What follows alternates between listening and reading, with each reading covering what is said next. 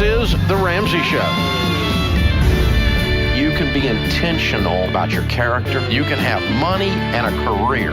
You are the hero in your story.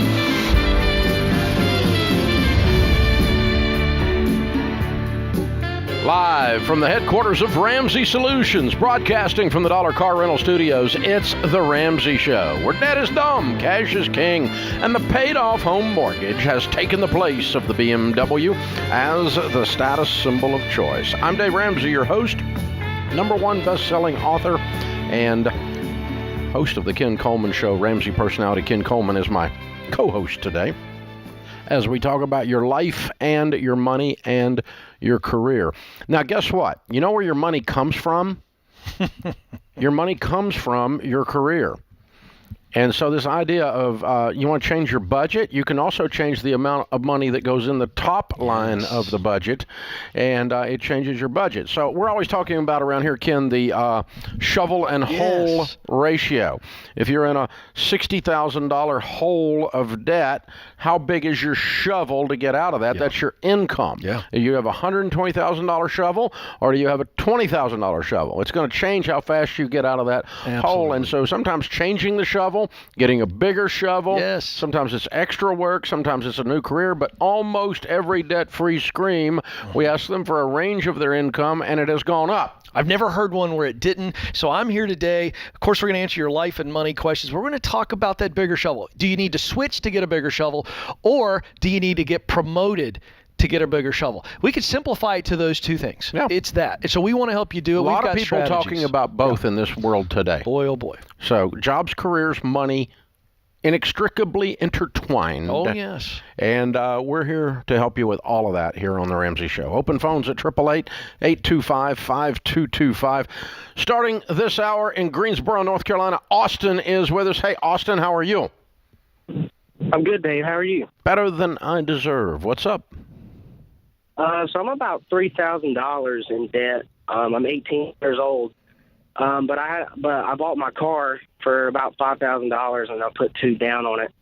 And I was wondering, I have a committed relationship I've been in for about 1 year and 7 months now, and I was wondering, how could I get a second job to help me pay for that debt, but still maintain a relationship with my girlfriend? And I plan on starting college in the spring. So I was just wondering the best way to tackle that. Wow, how much time are you spending with this girlfriend, you 18-year-old young man, you? How many hours a week are you spending with her? I spend about probably like 5 to 6 hours a day or something, like just when I get home from work in the evenings. But, you know, she's one of those girls that go to bed real early, like at 8 or 9 o'clock. So I feel like by the time I was get home, she's already get sleep on me. Well, first of all, Austin, let me just tell you something. You are a fantastic young man. I think you got a bright future. All right, this is super practical. Bro, you're 18. I'm going to speak to you like the 47-year-old that I am. I'm going to be a dad for a moment. You're 18. I love that you want to pay the car off. It's absolutely the thing that you need to make your #1 priority. So get the second job any way you can. Do you know how many people, whether it's food delivery or right now, there are restaurants that'll pay you $15 an hour starting pay to wait tables in a chain restaurant. I'd go and I'd carve out 3 or 4 nights a week. Your girlfriend's going to be fine, and go make the extra money, pay the debt off, and keep saving it up. You guys aren't married. You're 18. Go work the extra job and pay off the car. 5 hours a month, 5 hours a day is just a little too much, Austin. It really Yeah, I mean, I love his commitment to the young lady. I think he's going to be a great husband. But, dude, you're not married. Pay the car off.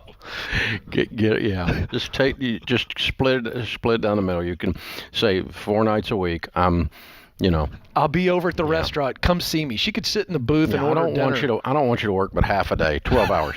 Okay, and so. Yeah. But I appreciate the question. But, yes, pay the car off fast. We're like a couple of old men Muppets here. We are grumpy on that one. That's true. All right. Ken is in Plattsburgh, New York. Hey, Ken, what's up? Ken, Hey, guys. Thanks for taking my call. There you are. Hey, what's up? How can I help?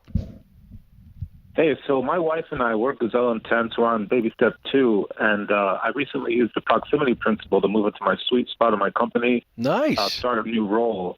But I'm underpaid, and I'm looking for tips. I start next month. I'm looking for tips on how to You just really started start and well. you're underpaid? And you moved up? No, I've been with the company for 4 years. I'm starting a new role. I know, but I mean, you started a new role that's underpaid.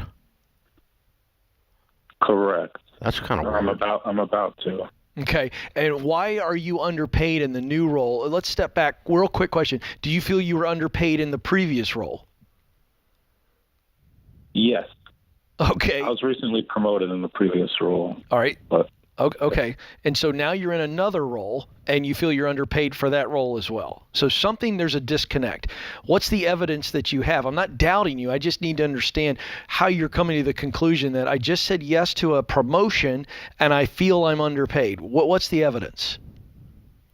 Research. So I look at the data from the Bureau of Labor Statistics on what that role is typically paid, what the company is reporting they pay for that role, that range. Okay. And it's definitely on the lower end. Okay, so you're on the lower end of the range. Are you salary or hourly?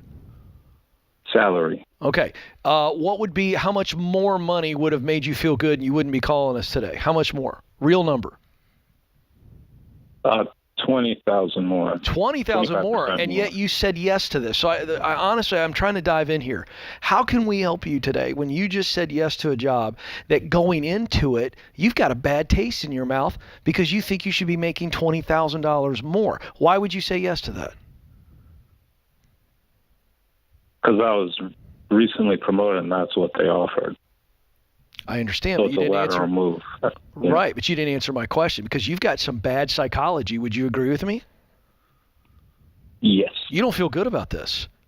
So how can we help you? What's your question specifically? Because I feel like you've already said yes. So here's what your options are, as I see it. Because I'm excited about the opportunity, so I'm trying to demonstrate that I'm worth more. Okay, that's really what's making me want to. Okay, so you took it as a perspective. I'm going to take it.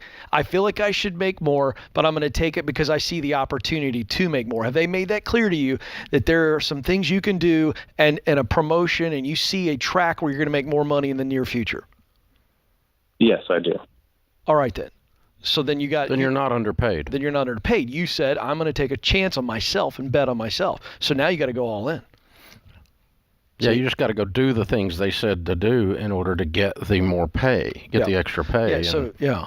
That's the thing. So you're temporarily underpaid, but that's a whole different thing than saying I'm underpaid, and because you're not underpaid. You're not, and that's the number one thing. The number one homework assignment I'm going to give you is you got to change your mindset. The way you said it to us is completely wrong. We had to dig into it. Here's the new change. I just took an opportunity that I believe is going to pay off for me, and so I'm going to own it. So here's what you got to do. You better be super clear on what a win looks like. If you don't know now, you better sit down with your leader day one and go, how do we say that this is a win? How do we measure against that? And then you better go do that. You better have an attitude for the future, or else it's not going to play out. You're going to be focused on how little money you're making as opposed to how much you could make. Yeah, I took a pay cut or I took a job making less than maybe I should so that I have an opportunity is different. It's a different attitude than I'm underpaid. I'm underpaid sounds ungrateful when you just accepted the job.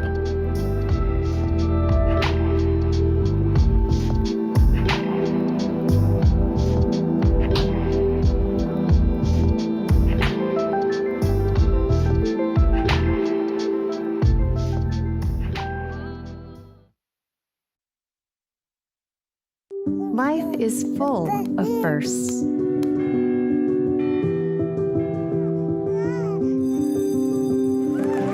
As the first and longest-serving Christian health cost-sharing ministry, CHM has shared medical expenses for its members since 1981. We believe you should have the freedom to focus on your health while being supported by a community of believers, giving you the opportunity to create many more firsts.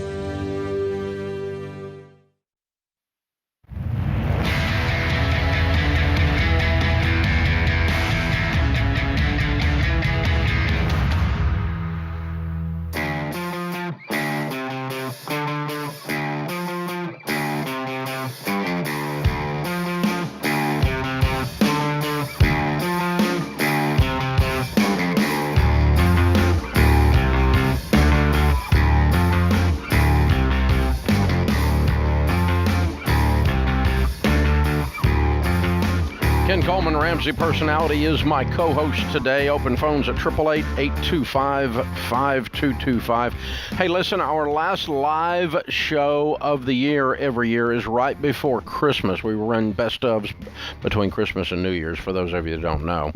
And our last live show is always our giving show. And we want to highlight generosity. So if you've been the recipient of some generosity, or maybe you were generous and you had a cool experience with generosity on either side of the equation, we want you to tell your story on that show. We have 3 hours of a giving show on December the 22nd.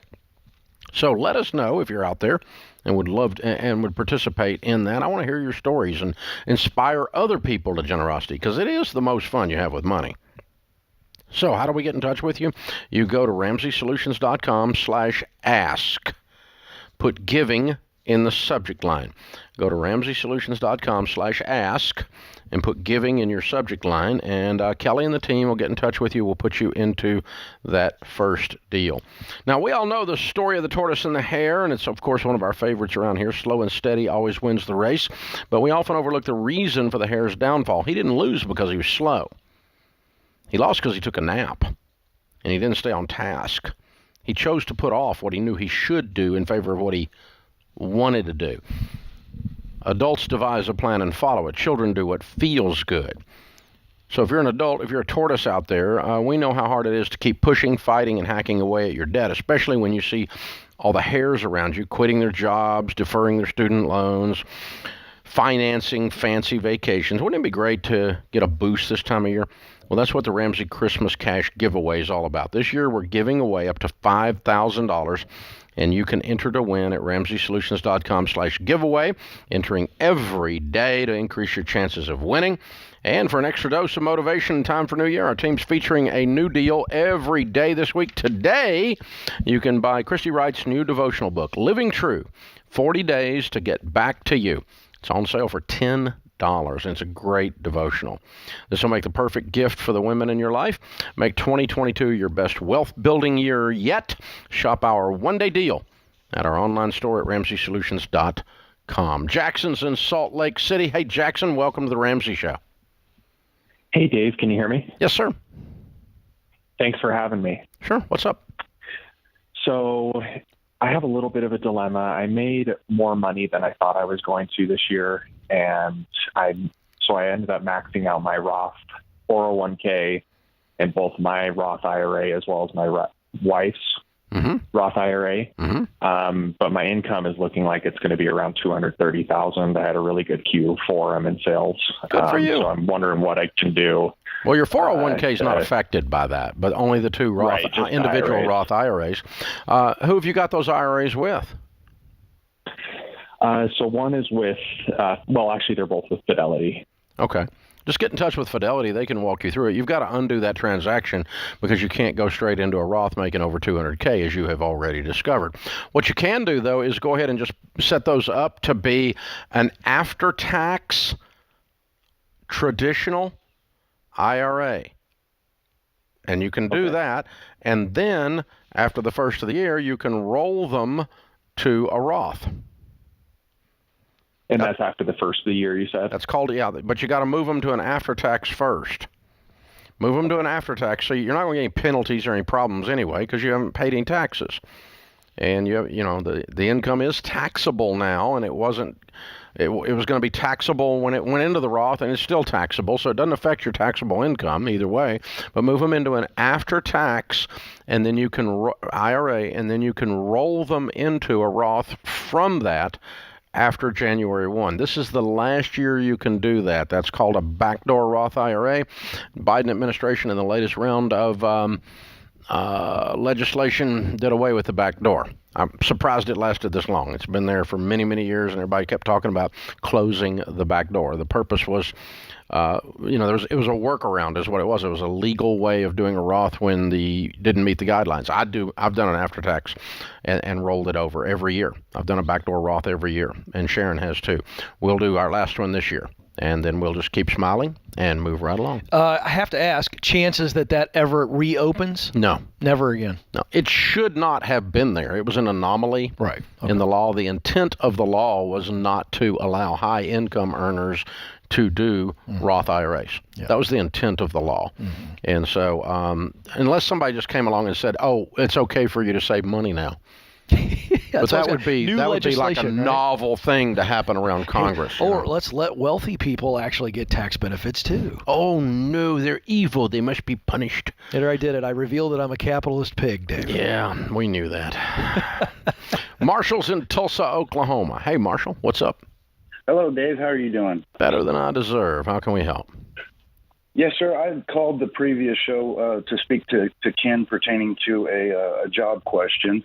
The long and the short was I was laid off during COVID. Currently need to get out of debt and hesitant to go back to my old industry because I want to make more of an impact and help people and then have the money to be able to bless others. Okay. And so what I didn't know if there's any guidance there as far as I can go back and work for a corporation and make good money. But I feel it really doesn't help a bunch of people or make more of an impact in either community or society. Okay. So how long have you been laid off? Are you still laid off or are you in another position? I am still laid off. How long have you been laid off? Since March of 20, I had started a couple of different ventures and haven't had success with them. Okay, let's talk about. First thing we need to do is we need to get stable, and when we get stable, then we can start looking towards what do I want. How are you paying your bills? Yeah. Day trading. I know that's not a good one, but breaking even or making the minimums there, and then real estate. Referrals and stuff. How quickly could you get back into your industry? You started off the call saying, I could get back in my industry. How realistic is that? Probably 2 weeks. Okay, that's your first move. Let's go get a job. Let's go get back in the industry. I know it is not that desired.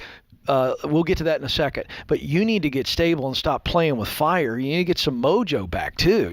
Let's get that shovel moving again, and then let's start to go, okay, where do I really want to go? Do you understand what I'm saying? Yeah. You're not going to. This is all emotional and mental right now.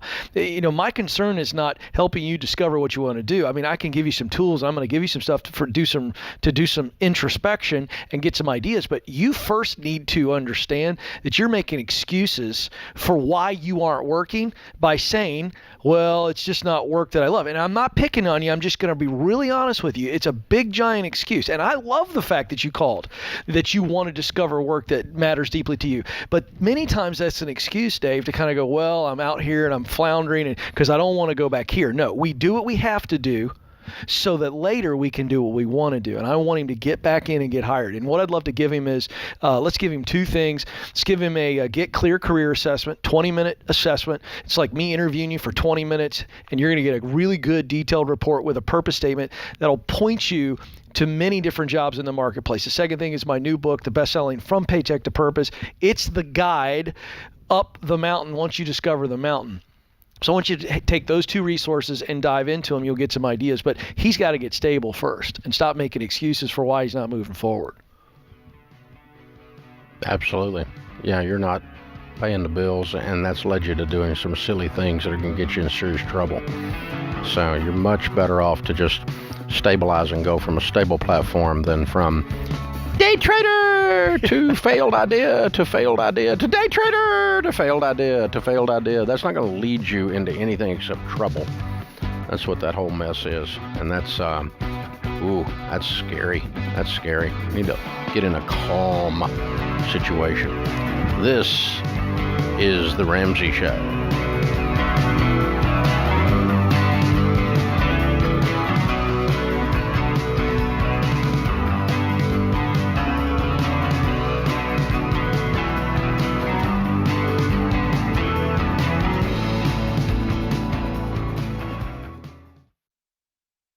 If you're not using Pure Talk for your wireless, you're paying too much. Pure Talk gives you the same great 5G coverage on the same 5G network as one of the big guys for half the cost. The average family saves over $800 a year. Go to puretalk.com and choose the affordable plan that's right for you. With their 30-day risk-free guarantee, you have nothing to lose. Go to puretalk.com and enter the promo code Ramsey to save 50% off your first month.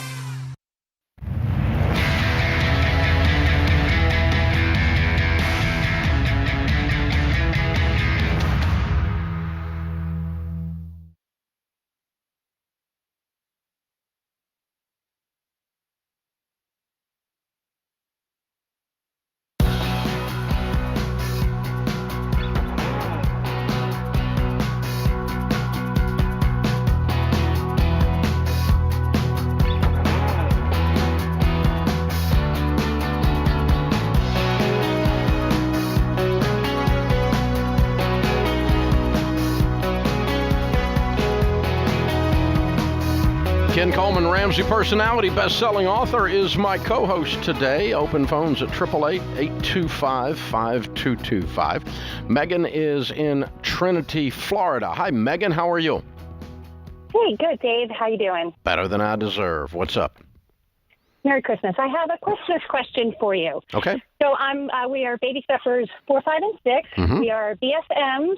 We're about 6 months shy of paying off our house. Mm-hmm. I want to buy my husband a really nice Christmas gift. What is that? But what do we do? Well, I want to get him golf clubs, like $3,000, you know? Okay. Oh, all right. And so I'm wondering, like, what do we do as far as transparency? You know, I don't want him to know about it. Well, don't tell him. Aren't you going to have those? If you're going to buy a nice set of golf clubs, aren't they going to be fitted? Well, probably, but if I just buy like the certificate to give him on Christmas Day or something like that. I got an idea. Or just in general. I got an idea. And Dave and I both love golf, so we'll tag team this. So Dave's right. He's going to want to be fitted. These are really nice clubs. I say get him a really nice golf bag, one of the stadium bags that'll stand up on its own, like tour level, and then you kind of put some kind of note or whatever your creativity would be to reveal why you've given him an empty golf bag. He's going to be excited about the bag, potentially. If you can get a hold of his golf buddies and they can do some research for you, that's one way to present the golf clubs and that the fact that he's going to be fitted. And he doesn't you don't have to prepay for them. Yeah. Okay. You can give him a box of golf. You can give a box of golf balls with an envelope attached. A whole thing. Get him an entire outfit, the bag. I mean, everything. I'm trying to get this guy more presents right now. So what's going on? But vice versa. Like, how does he go about getting me something and surprising me? Because I'm the one that does all the finances. Oh, I have the answer to that too, Dave. Because Stacy handles most of the administrative stuff. Because if you know me, you know that that's a good thing. And so every year when I get her big thing, we have an agreement. We have the budget for our gifts anyway. So that's all been cashed out, and so we've got that. And so I said, hey, I need you to stay out of the account for a day or two because everything's planned out. And I don't want you to see it. And I handle it that way, and she honors it. It's not that difficult. All right. You guys trust each other. It. Yeah, well, you guys trust each other. You're in joint accounts. You just say, hey, stay out of the account for a couple of days. Perfect. Thanks. Easy enough. There it is. Boy, I like those calls. I was getting this guy clubs, a golf bag, shoes, the whole 9 yards. I kind of like that. You're more about the outfit than the actual golf. Yeah. Dave knows too much about my golf game. This is the fact. I'm the guy that shows up on the first tee if you've never played with me and you go, oh, he's going to be pretty good. One swing later, you go, oh, it's about the outfit. This is true. I have to own it. Would you like to hit a breakfast ball? Casey's with us in Milwaukee, Wisconsin. Hi, Casey. Welcome to the Ramsey Show. Hello. Thanks for answering. I just had a question. So I have a job interview today in probably like 20 minutes or so. Oh. And I was just wondering, when do I ask about like the salary and the interview process? So I know one of the supervisors that's interviewing me, and he told me what the pay should be for the position.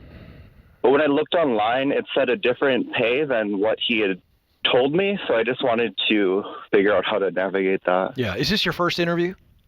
Yes. Yeah, do not ask about it in the first interview.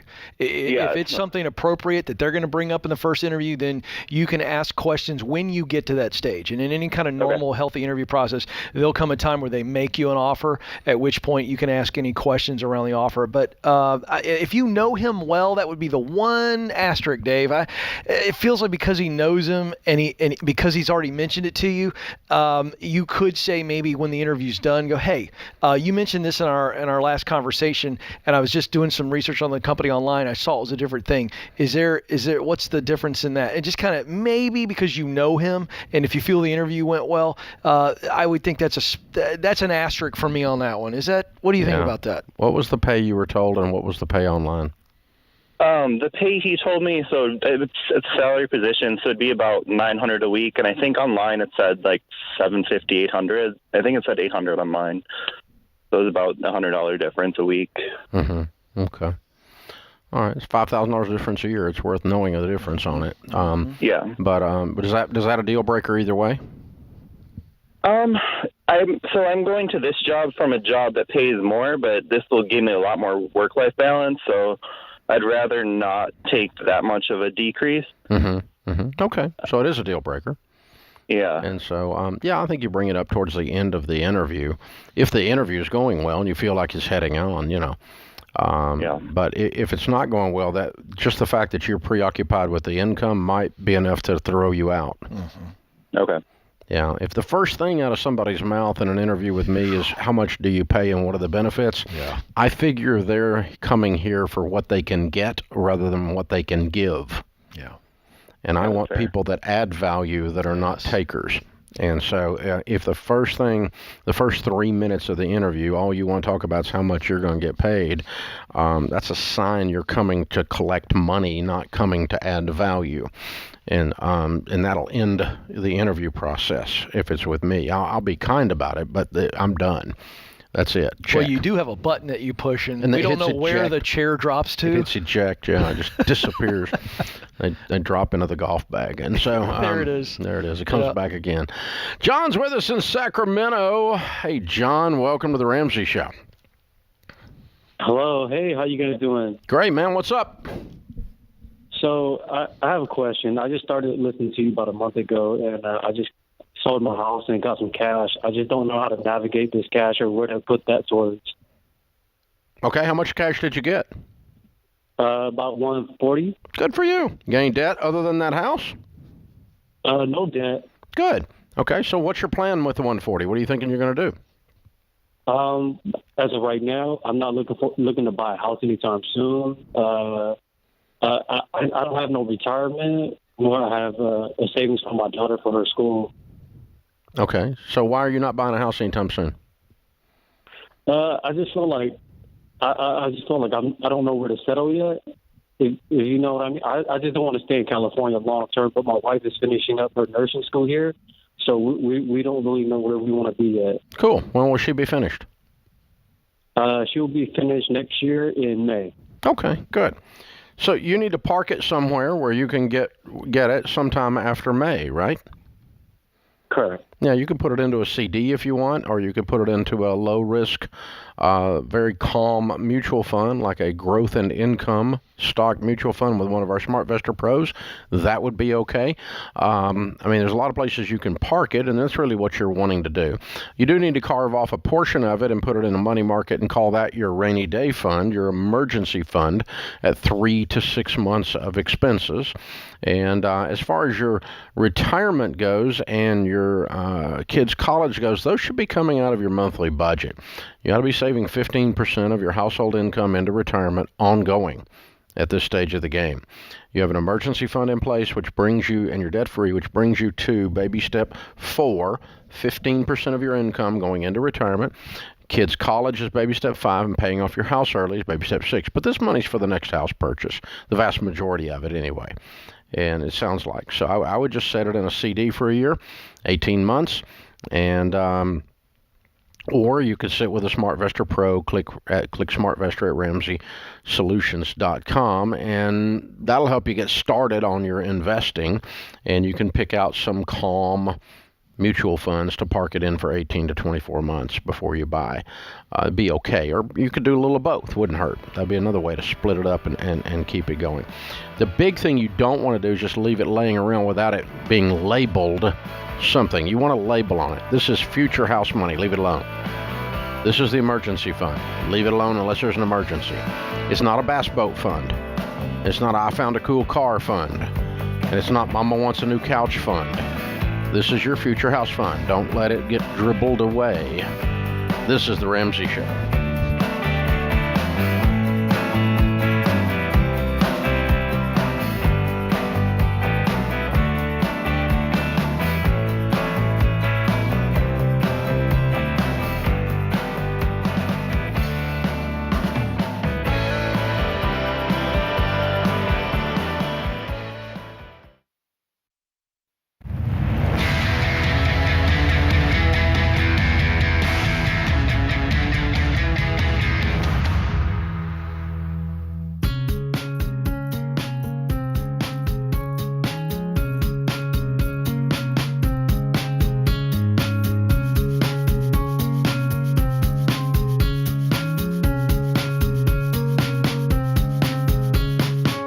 Ken Coleman, Ramsey Personalities, my co-host today. Open phones at 888-825-5225. Casey's with us from Fort Worth, Texas. Hi, Casey. How are you? Hey, Dave. Hey, Ken. How are y'all doing today? Better than we deserve, man. What's up? Awesome. So I'm 19 years old, completely debt-free. I'm trying to figure out right now so I live at home. I have a $1,000 emergency fund saved up, but I plan on going to college here in about 6 years. So about all the money that I make now. Stop. Why are you waiting 6 years to go to college? Or 6 months. 6 months. Oh, I feel so much better. That makes more sense. Okay. Yeah. I can breathe again. All right, so 6 months. 6 months. I'm planning on going to college. Okay. And how are you paying for college? It's my parents. My parents have extremely blessed me. They've blessed me with paying through college, and they've also blessed me with sending me through flight school. Wow. So, yeah, I've been extremely blessed in that sense. But, they kind of told me, they said, you can either you can live at home with us and keep going to college online. I'm about to graduate with my associates from a community college this semester. And then I'm going to go finish off a degree in personal finance. Next year. And so I'm just trying to figure out if I should start building up that emergency fund more and just put investing off to the side now, because I've just about maxed out my Roth IRA for this year. Yes. So I'm just trying to figure out what I should do. Yes. Okay. You need a big pile of cash to ensure that you're able to finish your educational goals, whatever they are. And I know Mom and Dad are paying for most of it, but to make sure that you finish, because you investing in you is a better rate of return than you investing in mutual funds. And that's not a philosophical statement. That's a mathematical statement. Your education will add more to your income than the mutual funds would have added to your wealth during that same period of time with that same amount of money. Okay. Yeah, that makes sense. And then another little question that I had is kind of like I was saying, my parents, they kind of want me to stay home and just continue doing school online. They see me as kind of going up to college being a waste of my money when I could keep investing it. So I'm just trying to pick out your guys' brain, what you guys think might be the best for me. Do you have the money to pay cash to live on campus? I wouldn't be living on campus. I'd be living off campus, but yes, I would. How would you do that? You told me you had $1,000.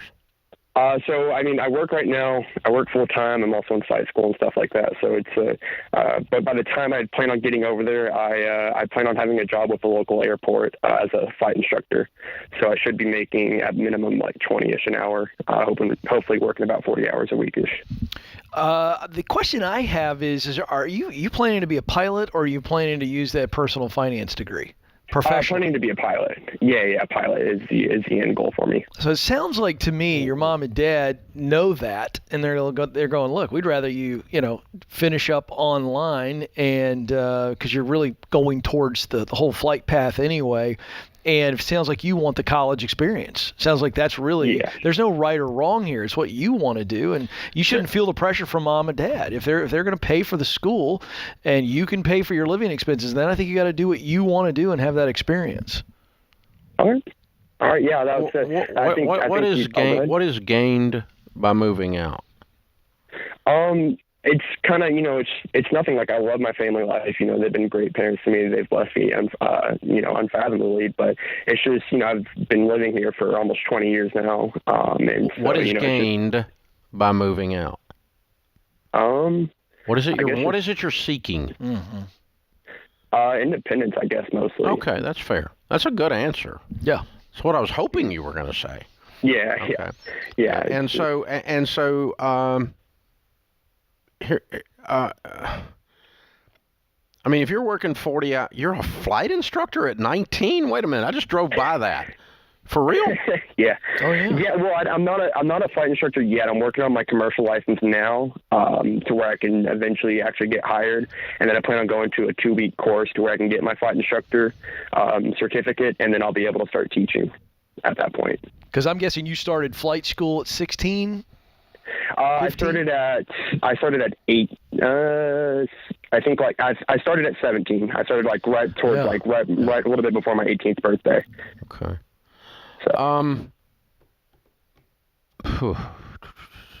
So what does it cost to live out in this apartment or whatever it is? So I'm figuring at the very, very high end, probably about $1,000 a month, and that would include utilities and everything like that. So it's a cheap apartment then. Yeah. I'm gonna have a roommate. He's gonna be one of my buddies. He's pretty financially smart as well. Mm-hmm. He doesn't go and buy $30,000 on credit cards and an $80,000 truck right out of high school. So.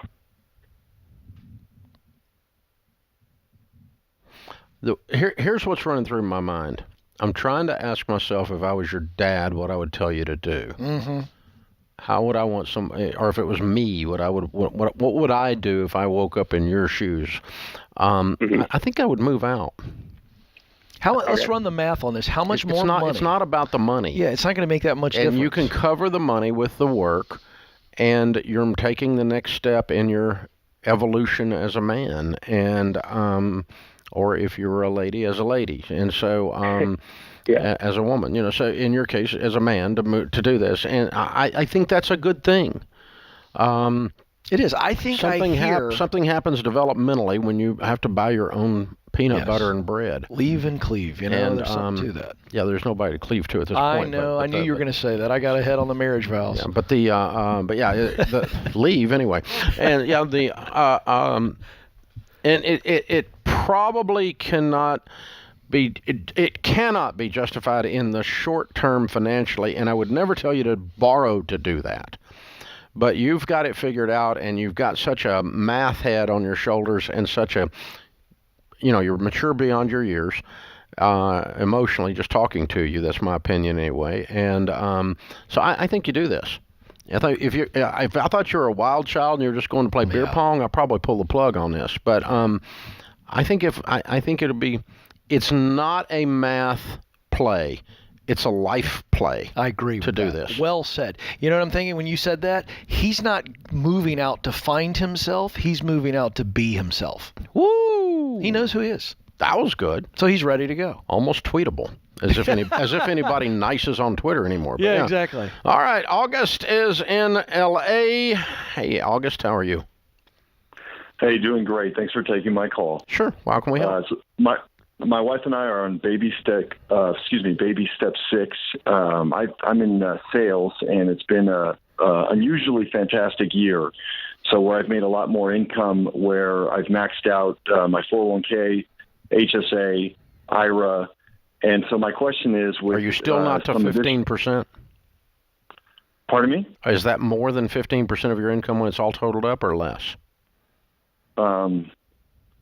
It's at 15%. Okay. Right now. Gotcha. Okay. So I've been doing 15%. So now with this extra money coming in here at the end of the year, do I can pay more on my house? Yes. Or instead of, because I was wondering, do I take 15% of these additional bonuses that'll be coming in at the end of this year and carrying into next year to where I may be in the same situation depending on some parameters that I hit? Here's the thing. I know by the fact that you tell me you've maxed out your 401k and your IRA that your income is well over $200,000. Yes, sir. And so given that, you have put a lot into retirement this year, and the little bit extra you throw on over on these bonuses into this house is not going to keep you from retiring with enough nest egg. You're going to be fine. Okay. And that was my thinking, is I was just wanting to put as much as we can on the house and get now, that done. If you made $100,000 a year and you said, I don't want to put a full 15% in, I'd like to put more on the house, I would tell you, no, put 15% in. But you're making a couple of hundred plus here, and it's right here at the end of the year, and it's just a small accounting slippage, and we're going to slippage that right over onto the mortgage. I like that. Because either way, you're going to come out just fine. So, good question. Appreciate you, August. All right, Ken Coleman, good hour. Thank you, sir. And of course, James and Ben in the booth. Is that Ben? That's not Ben. Who's in there? Austin's in there. Yeah, he's Austin's got the hat in there. and the glasses. Well, he's got his incognito thing going back there. All right. So James and Austin in the booth. I am Dave Ramsey, your host, and we'll be back.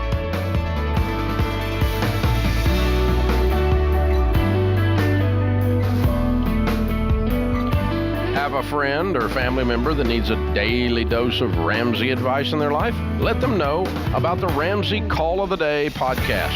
It's a quick hit of advice about life and money in under 10 minutes. Check out the Ramsey Call of the Day podcast wherever you listen to podcasts.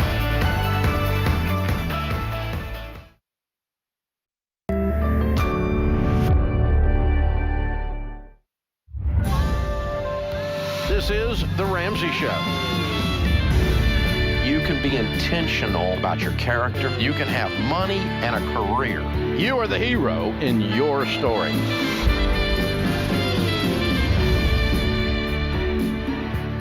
Live from the headquarters of Ramsey Solutions, broadcasting from the Dollar Car Rental Studios, it's The Ramsey Show, where dad is dumb, cash is king, and the paid-off home mortgage has taken the place of the BMW as the status symbol of choice.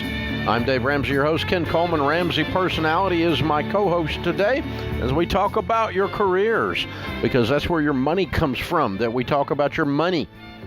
And we talk about your jobs, and we talk about your money that comes from those jobs and what to do with it. So life and money right here on the radio. Open phones at 888-825-5225. Darren is in Kansas City. Hi, Darren. How are you? I'm doing great, guys. I really appreciate you taking my call today. Our pleasure. How can we help? Well, I wanted to get your opinion on the possibility of me selling a universal variable life policy that I have. I've seen the commercials on TV about that sort of thing, and I kind of checked around with some of my friends or relatives, and no one that I know of has ever done it or know anybody that's done it, and I just wanted to see what your opinion on it would be. So you're seeing one of the commercials where you can sell the death benefit that pays them in the event you die. Correct. And I've been talking to my financial advisor about it, and my wife and I had been thinking about cashing in the policy anyway. Yeah. Just because the market has kind of bounced back at this point, and the cash value is better than it's ever been before, but I'm not sure the market's going to stay that way forever. And I talked to my financial advisor about the possibility of just cashing it out, and he brought the possibility of bidding it out to other folks that would buy the policy. Oh, so your financial advisor is an insurance agent? Correct. He's actually a broker. Well, he's actually an insurance agent. Yeah. He's actually an insurance agent, because a real financial advisor would have told you to cash that thing out. Yeah. Period. Well, I think he probably gets some sort of a commission off of it. You think? I'm pretty sure, yeah. So I'm sure he's got somebody that he's going to shop it to, and he's going to get his cut and all that. But yeah. And he sells life insurance. That's what he does. Well, I don't know that he actually does that or not. I've never purchased life insurance from him other than I've got a brokerage and an IRA through him also. He's not the original fellow that I got the policy from. He unfortunately passed away, and I was kind of turned over to this fellow a few years back. And okay, so here's the thing, okay? Yeah. Some of the worst investment plans in the world are any kind of cash value life insurance. So maintaining it for any reason is not something I'm going to recommend. If I woke up in your shoes, I would simply cash it in. You wouldn't shop it out to sell it? Nope. I wouldn't keep it open. I would be done with it. The expenses are too high, the returns are too low, and the insurance gets progressively more expensive as you age inside that thing, and it eats up the investment eventually anyway. And so, no, I'm getting out.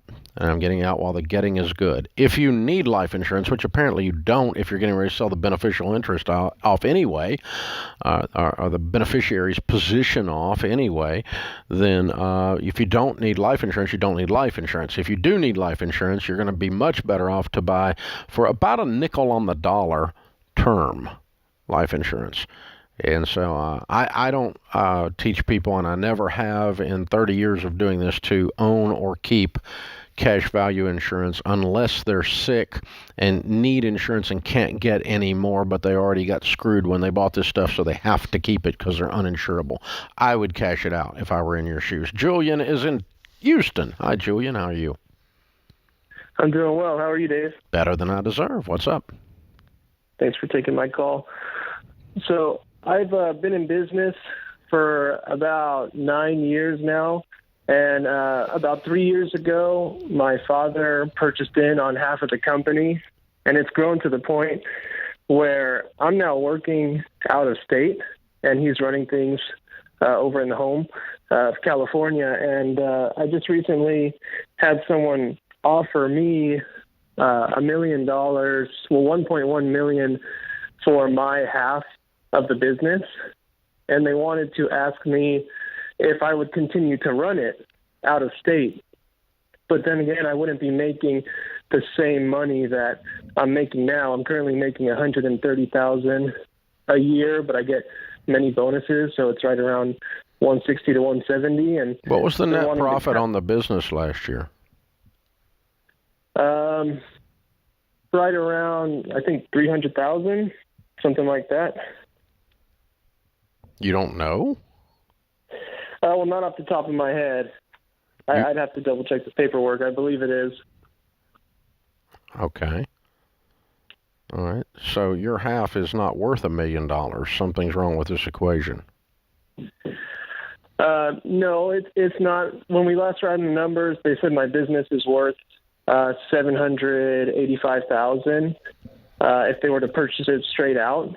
But they know that there's a lot of potential in what we've been doing and how we've been growing every year, and they're trying to get in on it. So he offered to buy me out and have me run it.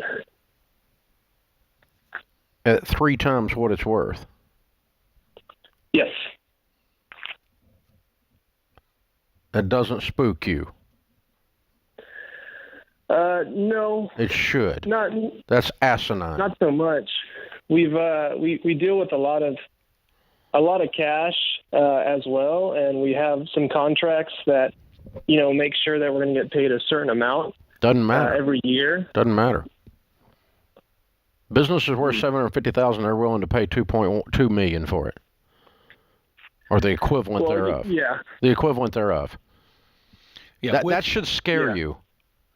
Yeah. And I don't think you want to work for them anyway. It doesn't sound like you. That's a bad idea, but you don't want to work for them at less money, do you? Not exactly, but the idea of having that chunk of money that'll wear off. Pretty enticing. I've never made that much, had that much in my account. What do you do? It's a junk removal company. How old are you? 29. And why can they not get somebody else to remove the junk? What do you mean? Well, why do they need you? Well, I don't do it personally. My employees do it. Yeah. So why can you not get a manager of people who remove junk and not need you? Well, they do, but they know that I'm kind of the face of the company and that I know everyone and I have the contacts, which is why they wanted to keep me on, because I have a good relationship with the police department that uses us quite a bit, and with the city, the government that uses us, and they felt it'd be best if I just continue to run it, but they continue to own it. Who is this? What is your relationship to these people?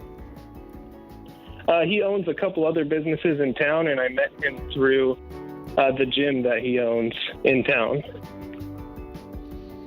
I'm sorry. I when something doesn't feel right, it's usually because it's not right. Yeah. And I don't know what's wrong here, but something's wrong here. Yep. I can smell it in the air, and I don't know what it is, but there's something wrong. You don't pay 3 times what a business is worth to buy half of it and not have controlling interest in it, while the dad runs the other half. Doesn't make sense, man. Doesn't make sense. There's something wrong.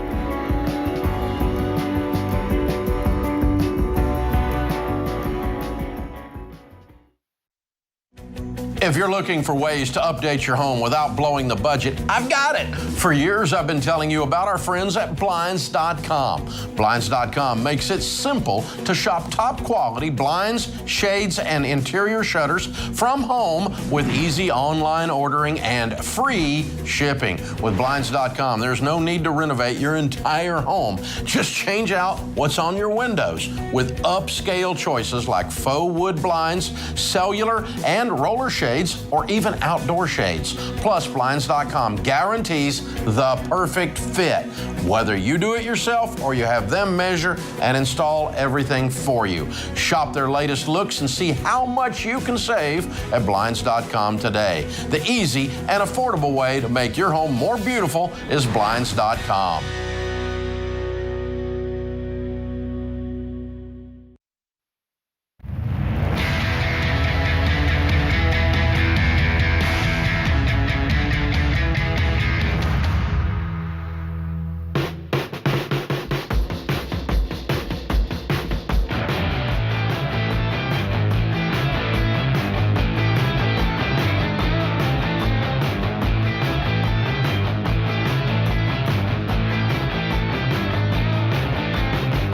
Well, most people know I'm the guy who is so dumb that I had to become a millionaire twice because I didn't keep it the first time. I lost everything.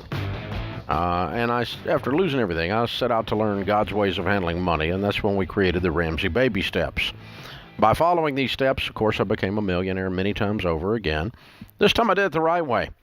And I spent the last 3 decades, guiding millions of people through this same plan.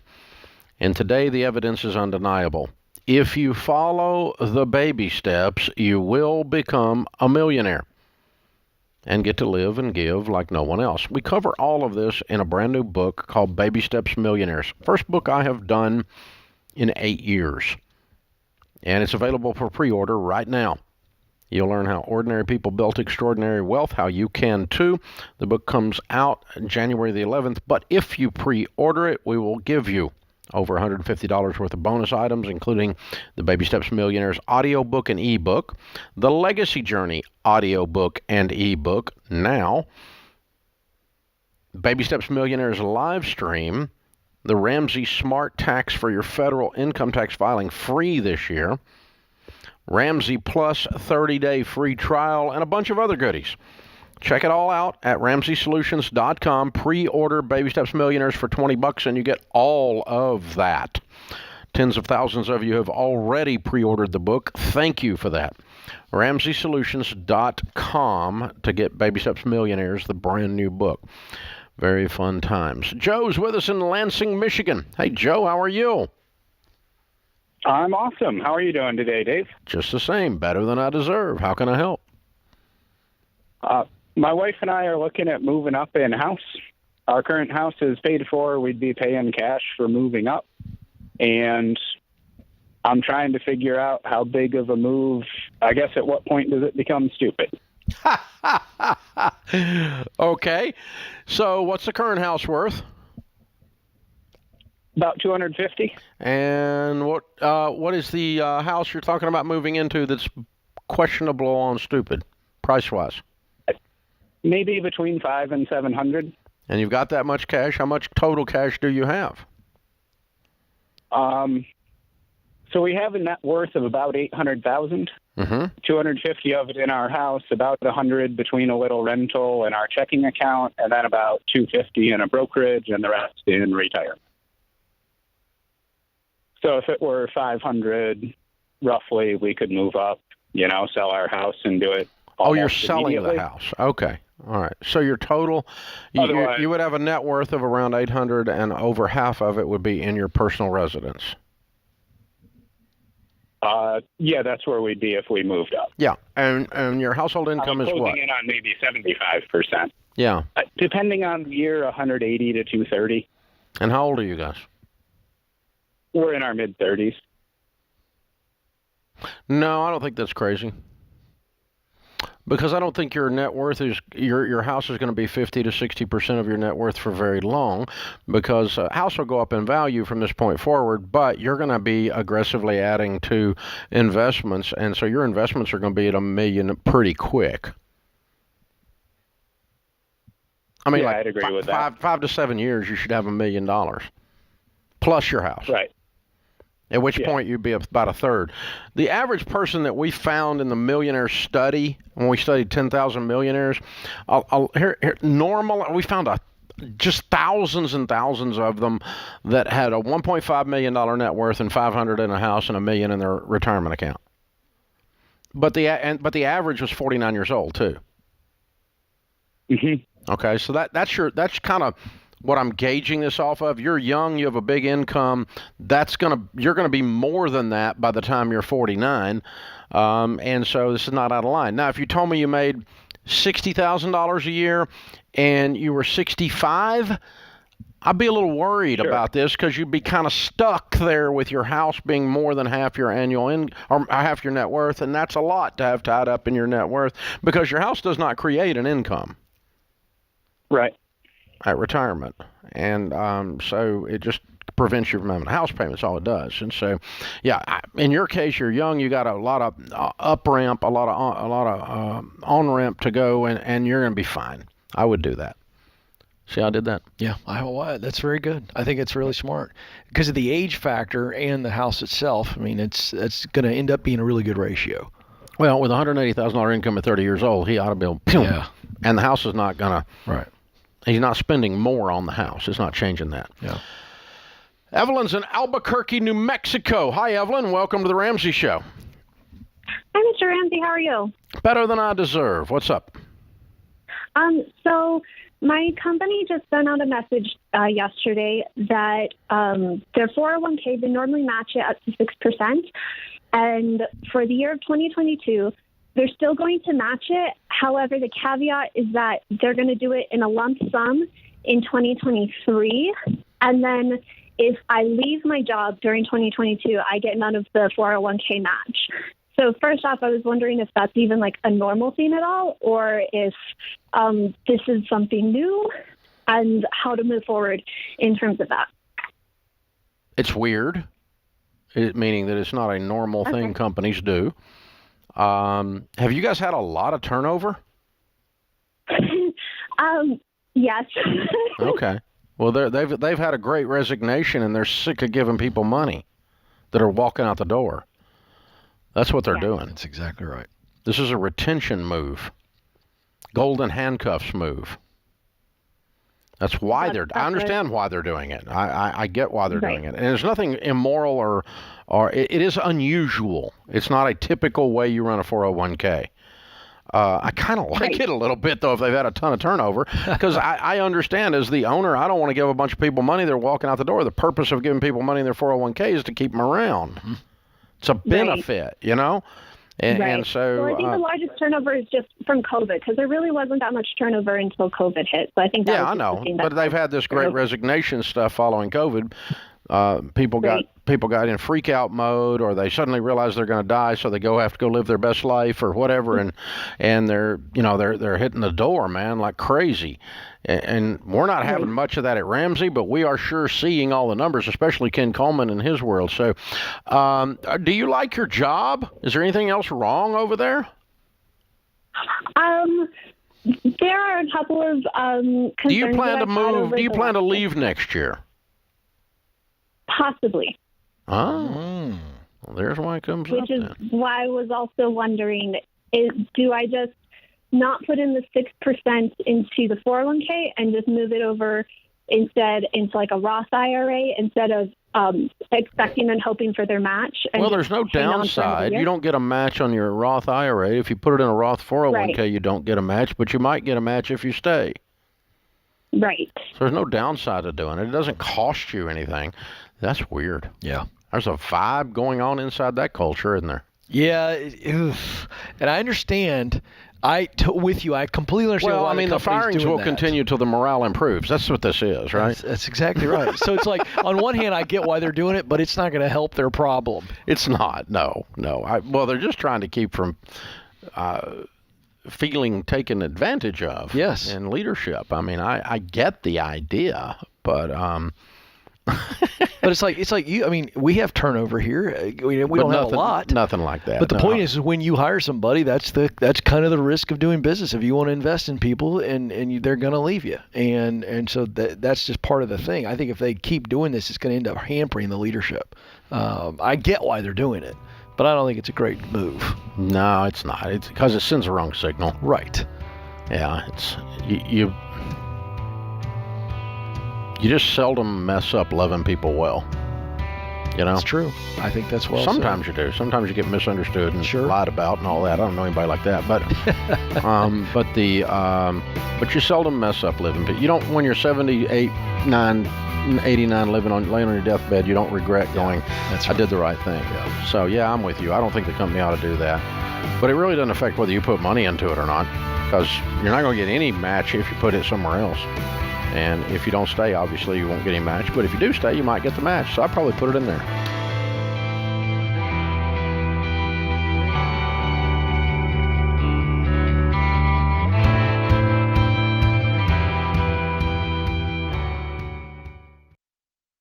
If you're ready to get out there and find a job you love, then you need to hear this. Job hunting can be stressful and time-consuming, but my friends at ZipRecruiter have made the whole job search way easier. ZipRecruiter is rated the #1 job site in the U.S. by G2, and it's free. So how does it work? First, go to ZipRecruiter.com/Ken. Then create a free profile and let their technology do the hard work by finding and sending you jobs that are a great fit. And get this, ZipRecruiter pitches your profile to companies whose jobs match your skills and experience. If someone from that company likes your profile, they can personally invite you to apply for the job. So if you're ready for an easier job search, check out ZipRecruiter. Sign up for free right now at ZipRecruiter.com/Ken. That's ZipRecruiter.com/Ken. Sign up today, absolutely free, and let ZipRecruiter work for you.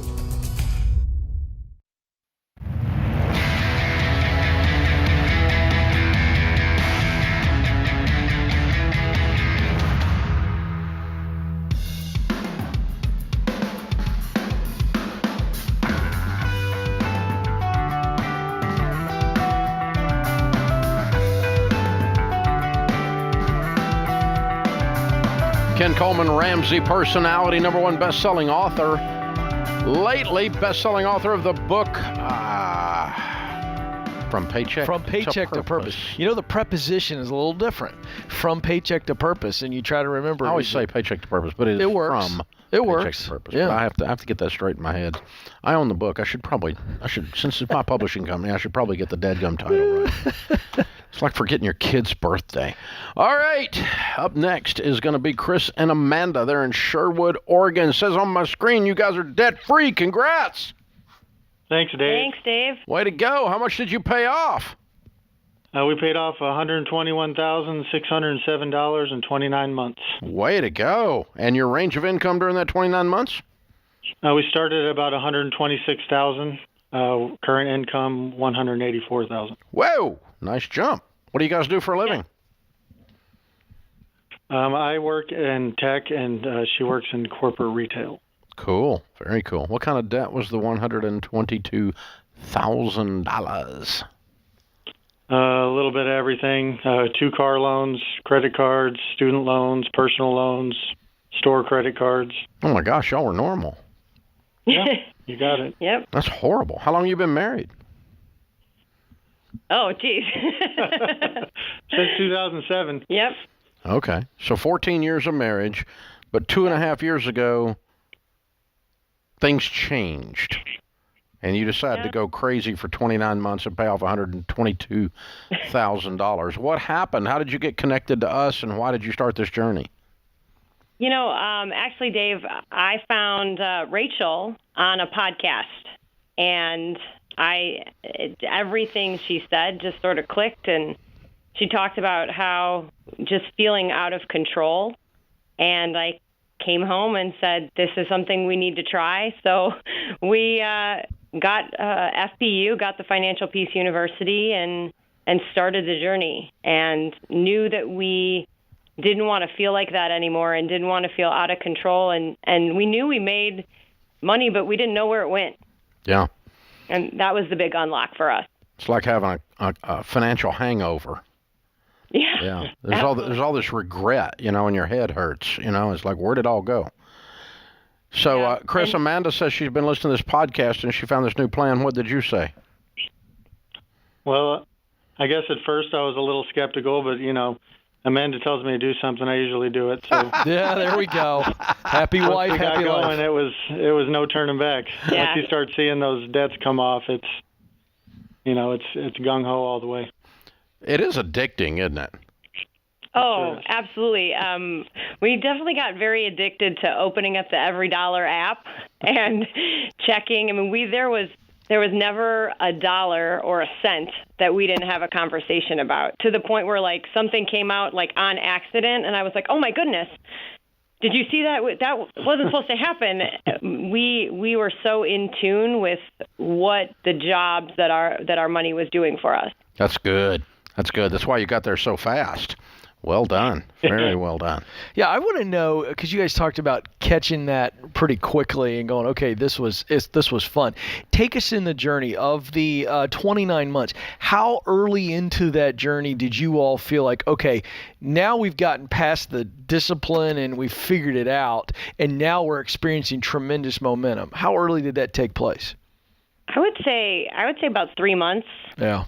3 months in, I think that's kind of those bumps that you get through where, maybe that first month of estimating your what you need for your gas, we were a little off, or we forgot about a birthday, or we forgot about something, that we needed put as a line item in the budget. And then after we sort of honed in on how we could kind of win, it was really easy to just start seeing those debts come down, and that snowball just getting bigger and bigger and just rolling down the hill. Yeah, once you get those first few credit cards off and those payments go away, it's hard to look back after that point. Yeah. Now that you're free, how's it feel? It's amazing. It's so amazing. I mean, I think, I had this moment where I realized what the word peace meant in Financial Peace University, and for me it was, we had an emergency in the family happen. My mom got sick, and we needed to kind of react, and I needed to fly back home to Chicago, where we're from.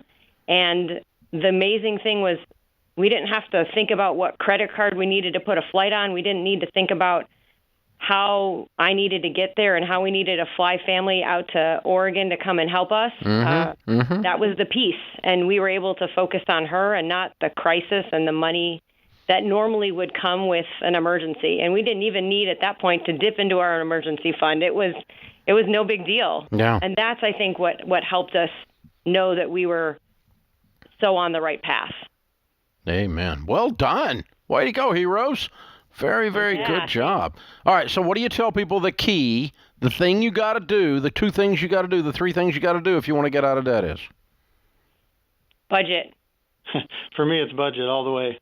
Budget. And, talk. I think that was the big thing that I have said to people that we've shared the weird with and given, Total Money Makeover and passed the book along and passed the budget tool along, is that it's not just about money, it's about your marriage. And it has made our marriage so much stronger. And there's not a moment that we don't have that conversation and we don't talk about it. And so those are the keys to winning. Yeah, that's very good. Very good. Well done, y'all. Well done. Woo. Good stuff. Woohoo. Well, we've got a copy of the Baby Steps Millionaires book, which comes out January the 11th, but I know a guy, we're going to send you an early release copy. Oh, amazing. Because that's the next chapter in your story to go on and become Baby Steps Millionaires. Now that you're out of debt, you're on your way to do that. That's the purpose, to live and give like no one else. And you'll be in great shape to do that. Also going to send you a copy of the Total Money Makeover, which you can give away to someone and help them learn the stuff you've learned and get on this path. Amazing. Awesome. Thank you. Well, way to go, you guys. Chris and Amanda, Sherwood, Oregon, $122,000 paid off in 29 months, making $126 to $184. Count it down. Let's hear a debt-free scream. 1, 2, 3. We're debt-free!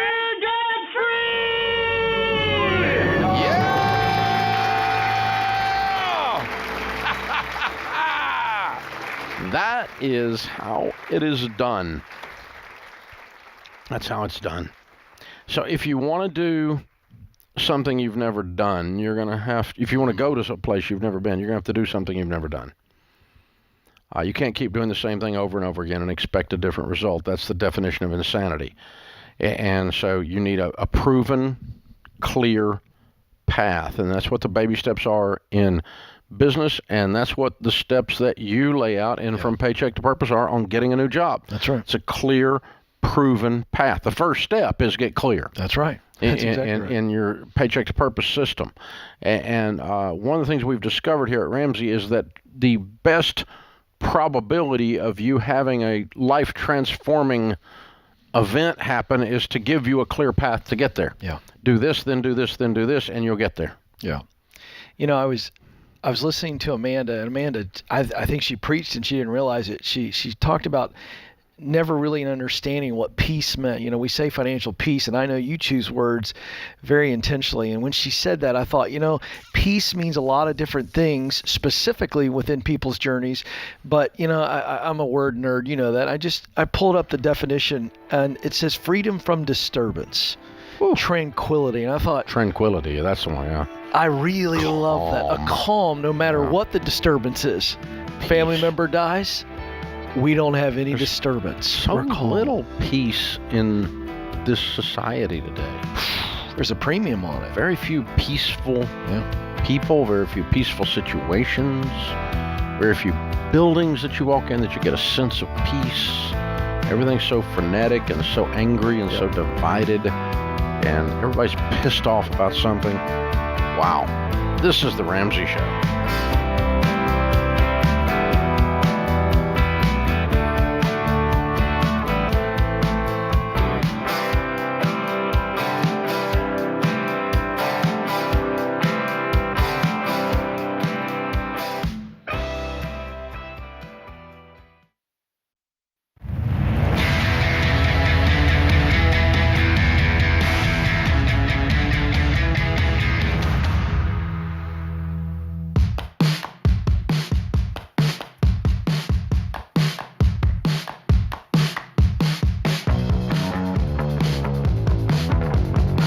Ken Coleman, Ramsey Personality, is my co-host today, #1 best-selling author, as we talk to you about careers and money, because that's where money comes from, is careers. And so how you handle your money is tied to the money you make, how much money you make, how well you do.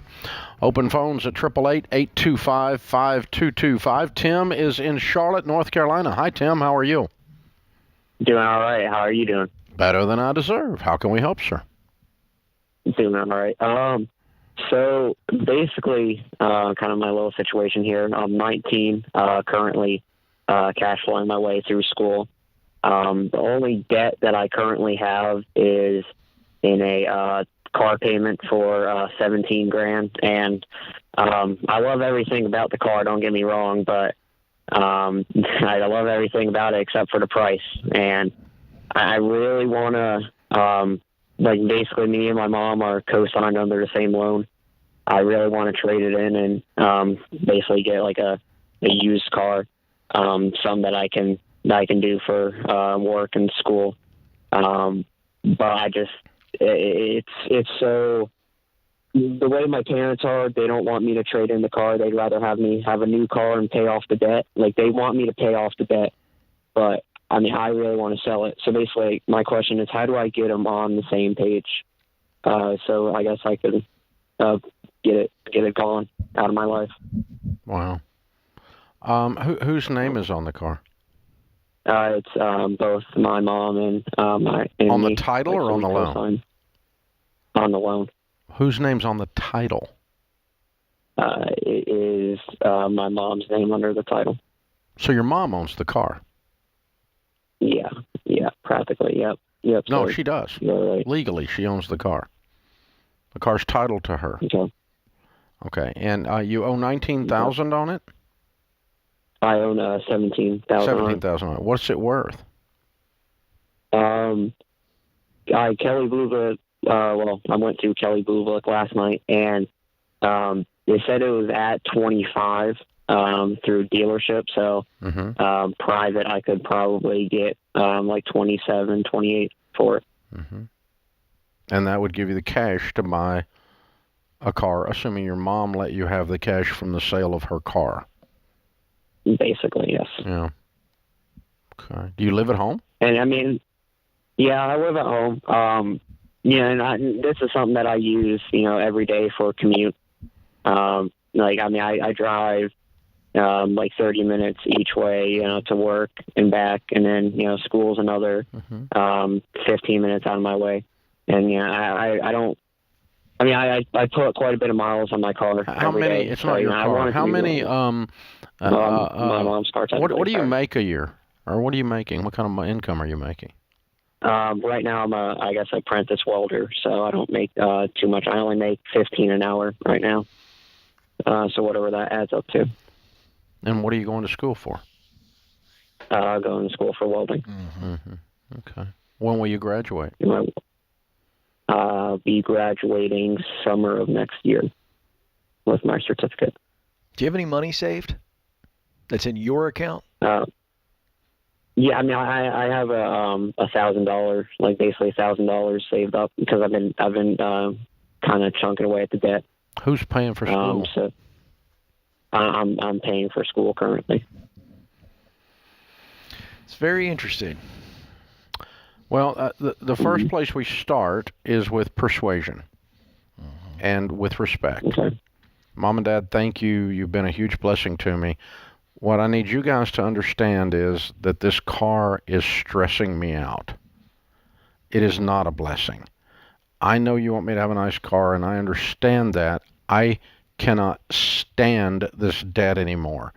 I'm getting anxiety from this debt. I'm freaking out because of this debt. I've got to get this debt off of me. You've got to sell this car, Mom. Yeah. And I would just add to that, I think that's great. I would just add a little bit of vision to the persuasion. I'd show her all the different kind of quality cars you can get right now for $10,000. Assuming you sell it for $27,000, you owe $17,000. Show her some other nice, dependable cars. Now, we can get a nice car for $10,000. I won't have any payments. And then when I finish school, I'll be able to walk out of here and get my welding job and get out on my own with no car payments. And this is scaring me to death. I cannot sleep. I've got anxiety. This is driving me nuts, Mom and Dad. I need you to let me loose. Set your people free. Yes. Yeah, and like my plan originally was to graduate debt free. My goal is to have $50,000 cash by the time I'm 24, so that way, when I move out, I have a good down payment. Well, you're gonna move out long before then. You're gonna move out long before then. Yeah. Because you're gonna have your full-time job after you graduate, and you don't need to live at home anymore. I mean, you'll be fine. You'll be making a lot of money as a welder. You won't be an apprentice anymore, and you won't have any car payments because you're going to talk them into this. The second thing you can do, but it starts to get nasty, is, Mom, I'm not paying the payments anymore on your car. The car's in your name. It's your problem. I'm not going to pay the payments anymore. Yeah, I asked you nicely to sell it. I told you it's stressing me out, and the car's in your name, so you can do whatever you want to do with your car, Mom. At which point, you're going to have to figure out how to get a car. And you may have to figure out a place to live because they may put you out because, you're under their roof. So, but that, or you may have to just wait till summer to get rid of the car when you move out. That would be the time to get rid of the car, and then you can play that hand. Mom, I asked you to get rid of it. Now I'm just telling you, here's the keys to your car, and good luck with that car. It's in your name, and she'll sell the car, and she'll be angry at her ungrateful son. But that's after you said, please, please, please sell it. I'm stressed out. I can't stand this debt, and she couldn't hear you because she's a bit controlling at that point. And so I don't know. I hope it doesn't go that direction. I hope there's a whole. I don't think it will, Dave. ways. I think that was great advice, and I think it's both and. I like your first tack, and I like the second one. It's he presents them both at the same time. So, Mom, we either sell this because of all the things you described, and he also can say, look, here's what I can buy. It's a very dependable car, and I'm going to take the money I've been paying towards the loan, and here's how much money I'm going to be able to save up. Cast a vision, because I think she's controlling because of some type of fear she has. Yeah. And I think when he shows that second scenario, or Mom, then technically it is yours, and I'm going to start taking the money I've been paying towards the loan. I'm going to save up for a car, for a beater, and eventually get a $10,000 car or whatever. I think he forces that to let her have to deal with, what? My baby doesn't want the car I'm paying? I think it's going to work in his favor. Yeah. And that's what, but that's the thing. That's the thing. So it's weird. What's going on with a parent who'll go, no, I'd rather pay debt payments on a car? Well, because they think that they're always going to have debt, and they're teaching them a lesson on how to handle debt. It's just stupid. Ben is with us. Ben. It's true, though. Ben's going to be up in another hour, not this hour. Yeah. So, but anyway, yeah, because he wants to pay it off. He wants to sell it, and they're going, no. Here's the thing. So you think that's conditioning? Yeah, it's mom and dad believe it. Yeah, they don't believe they're bringing harm to him. Right, of course. No. Yeah. They think he's just being silly and naive. Well, you're always going to have a payment, son, so you might as well just understand that now. Wow. And because a lot of people believe that. Yeah. And that leaves them in this situation. So the main thing, Tim, is don't be disrespectful, don't be angry, don't be unkind, and don't be ungrateful. I'm very grateful for what you've done here, but I just can't do this anymore. It's breaking the back of my spirit. It's killing me, and I just can't do it anymore. Set your people free, please. And I think if you go that way, that you can at least get heard. And add to that what Ken was saying, and that is, here's a vision of where we're going. I mean, you can take the money from the car, the equity in this car. It's an unusual time in the car market. Yes. Buy a $10,000 car that'll do everything this car does. You're 19 years old in a $25,000 car. Making $15 an hour. At his age, I was driving a car that had 300,000 miles on it. $15 an hour. How did you think this was a blessing? Puts this hour of the Ramsey Show in the books. This is James Childs, producer of The Ramsey Show. Did you know The Ramsey Show is one of the most popular podcasts in the world? Subscribe or follow today wherever you listen to podcasts.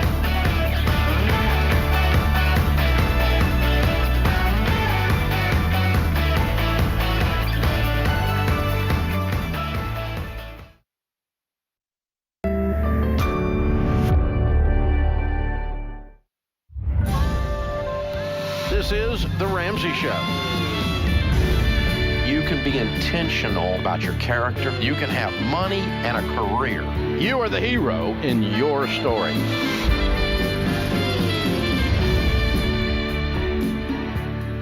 Live from the headquarters of Ramsey Solutions, broadcasting from the Dollar Car Rental Studios, it's The Ramsey Show, where debt is dumb, cash is king, and the paid-off home mortgage has taken the place of the BMW as the status symbol of choice. I'm Dave Ramsey, your host, Ken Coleman, Ramsey personality, best-selling author of the book Paycheck to Purpose, host of the Ken Coleman Show, which is now broadcast on over 80 radio stations, XM Radio, Sirius XM Radio, as well as a very popular podcast. He talks every day about making your shovel larger by getting promoted, getting a different job, thinking differently about the income side of the equation. So we're going to talk about income side as well as outgo side here, talking about your money and your life and your career this hour. The phone number is 888-825-5225. 888-825-5225. Ben is in Pittsburgh. Hey, Ben, how are you? Dave and Ken, I was calling to get your advice on a potential career change. I spent the last 10 years in public accounting. I've also earned my master's and my CPA during that time. The last 2 years, I've spent selling real estate part-time and just considering making a jump full-time. In the past 2 years, I've obviously worked doing both, and I've really enjoyed the real estate aspect of things, and I've also quadrupled my business from 2020 to 2021. Wow. I guess I'm just nervous about making the jump and wanted to get your guys' thoughts on it. Yeah. Well, what are you making in accounting? I'm somewhere around 115. And what are you making in real estate last year? This year. In 2021, I'll end up around 130 on a part-time basis. Yeah.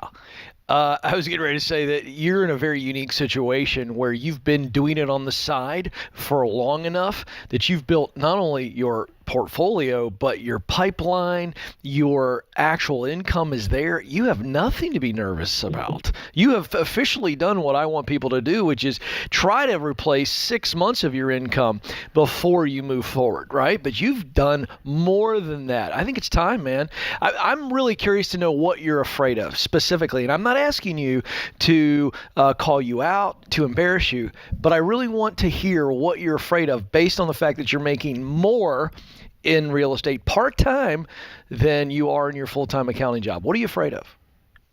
I think in general, it's just you hear the market's hot. I don't want to, get false sense of security. And then I guess I have trouble thinking about like what the worst case scenario is. Obviously, I've listened to you guys for a number of years. I'm debt-free with the exception of the mortgage. Just obviously conservative in nature. And like I said, just overall nervous, I guess. Yeah. So in this past year, obviously doubled my income. Yeah. What is the worst case scenario? Let's truly identify. I think you know what it is. Play it out. What's the worst case scenario of you switching over to full-time real estate? I don't know. Trying to unpack that, I think. So here's the deal. The worst case scenario will be far-fetched for you. The worst case scenario is you stop working. The worst case scenario is people stop buying and selling houses. It's really far-fetched, and I'm not trying to be silly. I'm trying to help you see that you're a very conservative guy by nature. That is the insurance against some of the stuff that you're worried about, because the true worst case scenario is so far-fetched it's not even plausible. So I would tell you the time is now. Move when you want to, because here's what I know. When you go into full-time real estate, you should double your income, triple your income in not too distant future, because it's hard to win in part-time real estate. I mean, to really, really win, and you figured it out. Everybody I know that says real estate is the play, they say to really, truly win, you're going to need to go full-time, and when you do that, I think it's going to be exponential. When you're running a business or you're on straight commission, which you will be, a little bit of desperation is good for the soul. So a certain amount of healthy respect type fear. I have a healthy respect for this is dangerous if I don't play it right. That will drive you, and you'll make $200,000 your first year. Got it. Now, don't allow that fear or that healthy respect or that healthy level of desperation to become debilitating because your anxiety gets so high that you start shutting down from it, okay? Because there's nothing in this math or logic or critical thinking process that you've got in front of us that says you should panic. There's nothing here. But it is always good to have a healthy respect. I'll give you an example, okay? You have a healthy respect for the accounting firm that you work for, that should you decide not to come to work for 5 days with no explanation and they can't get a hold of you, they're probably going to fire you, right? Yep. So the healthy respect says, I'm going to communicate, I'm going to work, I'm going to do my part. And it's not because there's natural consequences that are negative to not carrying out and playing through. And that's all this is. Yep. That's all this is. And so the difference is when you go from being an accountant to being straight commission, that feels like it's a lot more risk. But all we're doing here is just trading one healthy respect for another one. Yeah. You have to make the sales calls. You have to do the stuff you've been doing. And you got to hustle and you got to grind. And you got an extra 40 hours to do it now. And you're going to make $200 your first year. Yeah. You're going to be fine. Yes. Go get it. And congratulations. Yeah, well done. What he's done is impressive. Well played. Grace is in Boston. Hi, Grace. Welcome to the Ramsey Show. Hi. How's it going? Great. What's up? So I've been listening the past couple of days, and I heard you talking about not loaning money to family and how that almost always creates a negative dynamic. Yes. But I started a new business this year that's been really successful, and I really want to find a way that is good to share that success with my family a little bit. Wonderful. So what my husband and I thought of was setting up 529 accounts for our 5 nieces. Mm-hmm. And I wanted to know if you think there's a difference between giving money and loaning money when it comes to family, and if that would be okay. That would be wonderful. And yes, there's a huge difference between giving money and loaning money. And with a 529, you can set yourself as the custodian so that you're in actual control of the money on behalf of the child. Perfect. And then eventually switch it to their parents, or just keep myself as a custodian? Sure. Either way. You don't have to. But, I mean, if their parents are responsible, you can set them up as you want to. But you lose control then. And it's okay if you lose control. That's what giving is about. You're supposed to lose control. Okay, cool. Okay, great. I'm glad that you approve. Yeah, the dynamic does not change unless the person starts to be entitled on the other end and you're funding negative behavior indirectly. You're giving a drunk a drink with your gift. And that's not what you're talking about here. That's not even in the it's not even in the scope of this discussion. But that's a time where giving is not the same as loaning, but where giving can actually be negative, where you're funding negative behavior. We don't give a drunk a drink. It's not good for the drunk, and we're not blessing them. But that's different than the drunk owes us money. This is the Ramsey Show.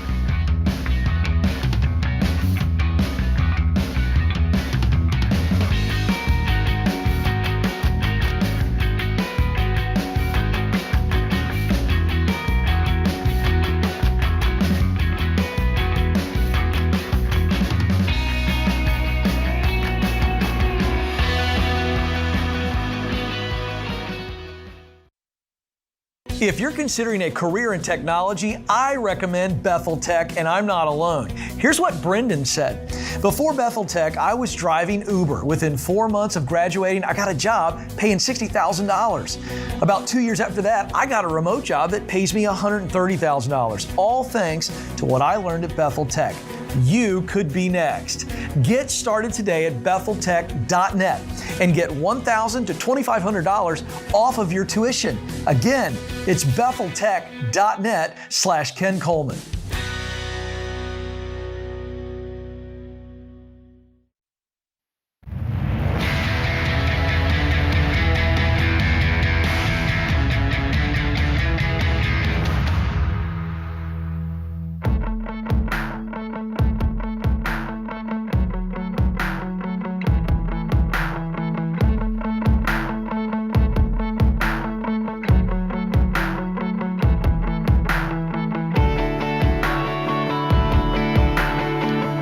Well, guys, it's almost time for Christmas. Merry Christmas! Ho, ho, ho. I love it. It's so fun. If I'd have known you were going to do that, I'd have got you the hat. Hey, there's some of you out there missing out on the joy of the season because all you got stress. All you're worried about is presents and food and travel, and you don't have the money for any of it. Well, it doesn't have to be this way. You can have a plan for your money. You can have confidence. You can have financial peace. We'll show you how to do all of that in Financial Peace University, how to get out of debt, how to save money, how to become wealthy, and how to be outrageously generous. Wouldn't it be cool to be in that place? It is cool to be in that place. In fact, the average household saves $2,700 when they're going through Financial Peace University, and they pay off $5,300 in debt in the first 90 days. That's an $8,000 change in position in 90 days. Now, Financial Peace University is a Ramsey Plus membership feature. So you want to go through Financial Peace University, you join Ramsey Plus, boom, there you are, just like that. That's how it works. And you get, of course, every dollar, the premium version that ties to your bank. So you don't have to have stressed out Christmas. You don't have to be stressed out. You can learn how to do this. We'll show you how. Either give Financial Peace University as a gift or sign up for it for yourself, and let's make 2022 the year that you straighten yourself out. RamseySolutions.com/FPU. That's how you'll find it. RamseySolutions.com/FPU. Our question of the day comes from Blinds.com. They have a 100% satisfaction guarantee. That means if you pick the wrong color, you pick the wrong blinds, you mess up measuring, they're going to replace it free. You got free samples, free shipping, new promos every month. Always use the promo code Ramsey to get the best possible deal. Today's question comes from Amanda in Dallas. She asked, I'm doing research in preparation for negotiating my salary during my annual review. If you look at the median salary of my current and past roles, I made nearly the exact amount listed online. Does this mean it would be inappropriate for me to negotiate a new salary? If not, how then do I overcome the feeling that the act of negotiating is overstepping, especially when I'm extremely grateful for the income I currently earn? Okay, we got all the wrong words here, Amanda, and I love the question. Number one, it's not inappropriate for you to talk about salary in an annual review. I would hope in a healthy company that is going to be discussed in some form or fashion. Anyway, I would take the term negotiate out. I don't like negotiating. That's when I'm purchasing something or we're in a hostage crisis. I think communicating is the word. And if you've done the research on the median salary and you can show your leader with a great posture. So first of all, it's not wrong. Secondly, let's work on our posture. Hey, after they've gone through their normal annual review, told you what you can do better, you've asked questions on how you can add more value, say, hey, I'd love to talk about income. I did a little bit of research. I'm extremely grateful to be here. And so I'm just wondering, could we talk about a growth plan that includes me adding more value, maybe assuming more responsibility, and measuring that and tying a comp plan to that? Now, you don't have to do it word for word that way, but there's a spirit there, and there's also not an ask for something. There's a request for the leader to weigh in with you and build a performance-based comp structure that would allow you to grow because you've added value to the organization. I'd like to see you do that, but I think with that research, it makes it a whole lot less tense when you can show the median and then work with them on a plan. That's the approach that I always tell folks. Don't negotiate. Don't ask for a salary. Ask for growth opportunities that aren't just income growth, responsibility, influence, and measurables. If you're coming at this with the spirit that Ken's talking about of I'm not taking something, I'm adding something. Yes. And you smile. Yeah. How can I become more valuable so that my income can go up? That's right. And smile. Yeah, right. And shut up. Right. 90-something% of the people doing the review, if they have it within their power to change your compensation, and most of the time they do, will be highly uncomfortable. It's awkward on the other side of this conversation. It sure is. And they're going to go, wait a minute, this lady's in front of me. She's very valuable. She does a great job. She's not a twerp like the guy I just did the review for a few minutes ago. Wow, I really want to do something nice for this nice person. And that's how it feels on the other side. That's true. And they're going to go, well, what can I do? It's going to turn right back on them, and they're going to feel the pressure to do something without you putting pressure on them at all, because because the thing is sitting right there in front of them. Mm-hmm. It's that simple. And if you change it to the juxtaposition and you say, well, I'm worth so and so, then that's the opposite of the gratitude and the opposite of the pleasantness, and it's an entitled, arrogant thing. That's going to pretty much guarantee that not only you're not going to get the raise, your employment's probably stunted there at a minimum, maybe leaving there. No question. That approach puts them on the defensive. The approach that you and I just talked about allows them to take some ownership of the situation. And they feel the pressure. They do. Still. Good pressure. Good pressure. It's like, this is a good person. I want to be good to a good person. And by the way we just described that, you won't believe the response. Just because very few people come about compensation increases that way. Yeah. They just come in and go, I did the research and I'm making the meeting. I've been here 8 years. And you can say it with a sweet spirit and say all that, but with a sweet spirit, but still come across the wrong way. Yep. It's really a relational IQ thing is what it comes down to. Rachel's with us. Rachel is in Houston, Texas. Hi, Rachel. How are you? Hi, good. Thank you for taking my call. Certainly. How can we help? So I have a tender offer on some stock I own in a private company that I used to work for. I've gone back and forth whether I should try to sell all of the stock I own, since you advise not to own single stock. What's it worth? It is worth $400,000. Wow. I paid $5,000 for it. You paid what for it? I've $5,000. Oh, okay. So I hate it when that happens. It's a big gain. So I've debated pulling enough out to pay off my house, or pulling it all out, paying off my house, and then investing the rest. So just looking to get some advice. What now, you would do. This is you said a tendered offer, so this is not a publicly traded company. No, private. So you did mention that. And so it's very difficult to trade this stock unless you have an offer tendered. Yes. Not very liquid at all. Okay. Right. Does the person who, the founder or someone like that, own controlling interest in the company? I'm not entirely sure. I don't work there anymore. But did it used to be? I mean, it's a... Yes. Yeah. They've done very, very well, but they're in control.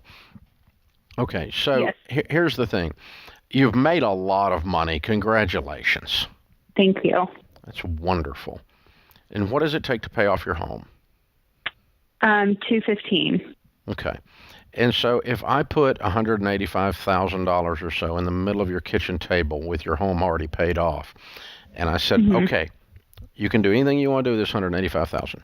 One thing you could do is you could buy stock in a privately held company where the founder has controlling interest, and if he loses or she loses his mind, they're going to drive the thing into the ground, or it could double. But either way, it's going to be difficult to sell it. You have to wait on a tendered offer. It's not very liquid. It's not very accessible. This is called a high-risk play. It is, yes. It's and so far it's paid off beautifully. The danger of that is it makes you not realize how much risk is involved here.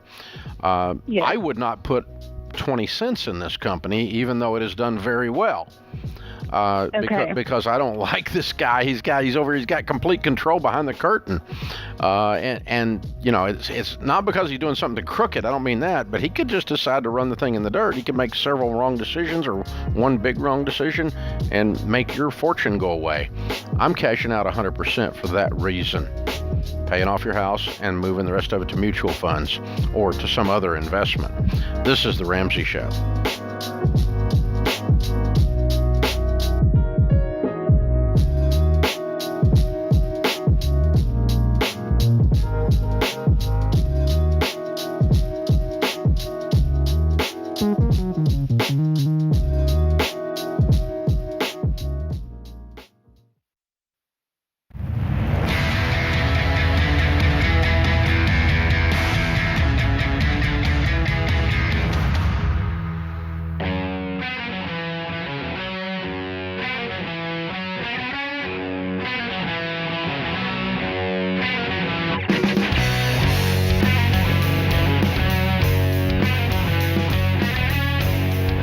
Ken Coleman, Ramsey Personality, is my co-host today. He is author of the best-selling book recently, just came out, called From Paycheck to Purpose. Be sure you get one so you can move from paycheck to purpose and more paychecks, too. Andrew is with us, and Melissa, and they are in Grand Rapids, Michigan. I see on my screen you guys are debt-free. Congratulations. Thank you. Hey, thanks, Dave. We appreciate it so much. Very cool. How much have you guys paid off? $77,248. Way to go. And your range of or how long did this take? About 17 months. Wow. Range of income during that time? We started at about $107,000 and we ended around about $152,000. Very good. What do y'all do for a living?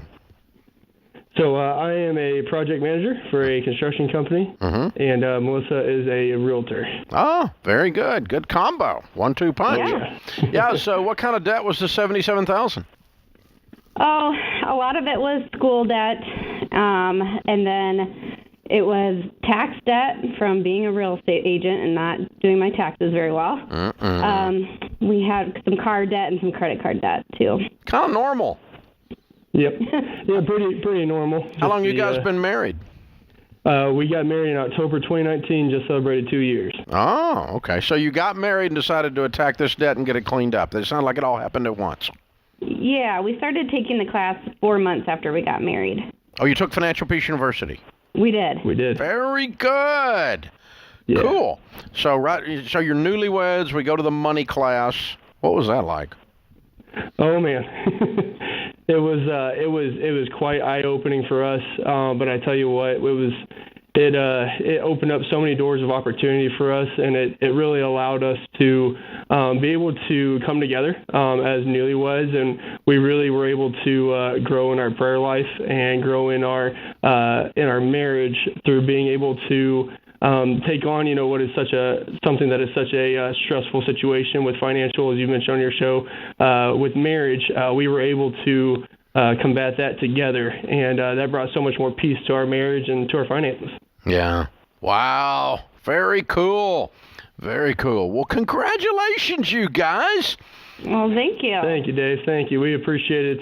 It's been quite the trip. I mean, getting rid of the IRS, getting rid of credit cards, this is a peaceful situation. It absolutely is. Yes, it is. Yeah, from having to handle all that stress to forming our plan and taking everything step by step and staying faithful to the plan and faithful in our prayer and faithful to the program. That allowed us to really come through. It wasn't something that happened overnight, and it was very tough. But we stayed faithful, and God always continued to provide. Wow, I love that. So this is a lot of money. $77,000, 17 months. This is getting with it. And so you said the class, you guys went in there. It was really eye-opening. I want to know what you guys did. How did you get so much momentum? How'd you pay off so much? What were did you sell some stuff? Was it making more money? I mean, what was going on? Yeah, so essentially our plan was we sat down and we strategized a plan to take half of all of Melissa's commission income, and we just put that directly towards paying off all the debt. I had a steady income with my job as a project manager, and so everything that we made with Melissa's income, we took half of that, and we put that towards the debt. And it wasn't easy. There were multiple months where we were concerned, and we were wondering if we'd be able to pay off our mortgage payment for that month. But like I said, in staying faithful in our tithing and faithful in our prayer, we didn't miss a single payment. And God brought us through in so many incredible ways. Wow. Very cool, guys. I mean, you stepped and fetched. So, again, what do you tell people the key? Somebody says, all right, I need the master class on getting out of debt. You went through Financial Peace University. You pay off $77,000 in 17 months. This makes you experts. What do you tell them the key is to getting out of debt? Well, I think the key is to have a plan, because if you don't have a plan, you don't have anywhere to start. Yeah. So we sat down after the first couple of classes and we're like, okay, how do we get, baby step number 2, get rid of all of our debt? So we just had to kind of shift our mindset and our heart's desires and just make the sacrifice, with half of our income being just shoved over to the debt side. Yeah. Wow, guys. Way to go. Very cool. Congratulations. You're heroes. I'm so proud of you. Well done. Who are your biggest cheerleaders outside the two of you?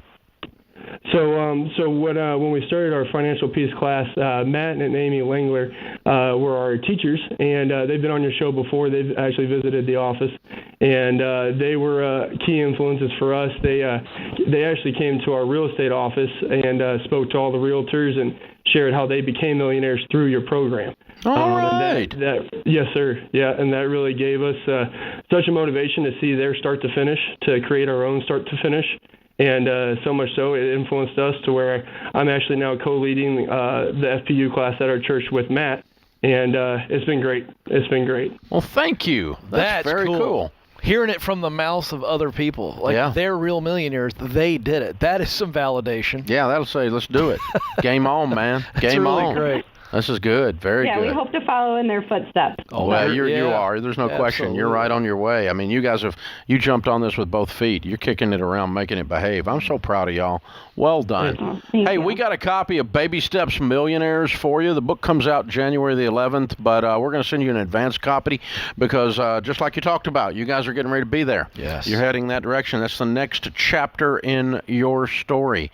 So very well done. So very well done. Also, a copy of the Total Money Makeover for you to give away and maybe help somebody get started while you're teaching the class and everything. Way to go. Andrew and Melissa, Grand Rapids, Michigan, $77,000 paid off in 17 months, making 107 to 152. Count it down. Let's hear a debt-free scream. Here we go. 1, 2, 3. We're debt-free! Yeah!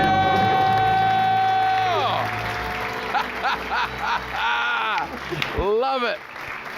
So well done.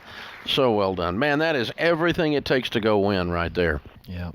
And you can't help but pay it forward then. You can't help say, I'm going to go over here and teach a Financial Peace University class. I'm going to be a coordinator. I'm going to pay for somebody to go through. Because you realize it just takes a little bit of effort to get somebody really going. If they got the right stuff, you can light them on fire. Oh, and that's what's so awesome about this is that, it's just like anything else in life. If you have a meal at some place or you experience a new product and you really are impacted by it, you can't wait to tell others about it or share it with others. And he's like, man, I've already signed up. I'm coordinating, and they're going to be ones that are telling stories. Hey, we're Baby Steps Millionaires, and here's how we did it. And some couple that's never even heard of us is going to go, Baby Steps Millionaires. What's that? What? What's that? And that's how it just keeps multiplying. Exactly. Because testimony is powerful. Yeah. It changes everything. And it gives you hope. Yeah. In a world that's gone crazy, in a world that's just angry and divided and mean and nasty and trying to find some way to push something down instead of lift something up, and you find a chance here to just be good to somebody, just love them well. Yeah. That's just good. It's good stuff. That's the way it is. That's the way it should be. That is so very cool. Here's the thing. Some of you are tuning in for the very first time. I've been doing this 30 years, and you're just now finding this. And you think it's an accident. It's not an accident. You heard that particular call right then where they do their debt-free scream from Grand Rapids, Michigan, which, by the way, the very first debt-free scream came from Grand Rapids, Is that Michigan. right? That's where the lady was from. Oh, that's cool. Yeah. We didn't intend for it to be a debt-free scream. We just couldn't stop her. Right. She was so fired up. One of and the wired great up. stories of all time. Yeah. She called in and she's like, I paid off my debt! I paid off my debt! I paid off my debt! I sold everything! I was having a garage sale and a guy bought the bushes out of the front of my house! I'm debt-free! I'm debt-free! I'm debt-free! And she hung up. That was the first debt-free scream. I had no control over the call. She machine gunned me. It was just great. It was so fabulous. That's where it all started. Yeah. And the guy called in 2 weeks later and goes, hey, I want to do that. So we let him. And there you go, man. Just like enthusiasm that. Why is not? contagious. Why not, man? Why not? Let's do it. Let's celebrate. I don't care.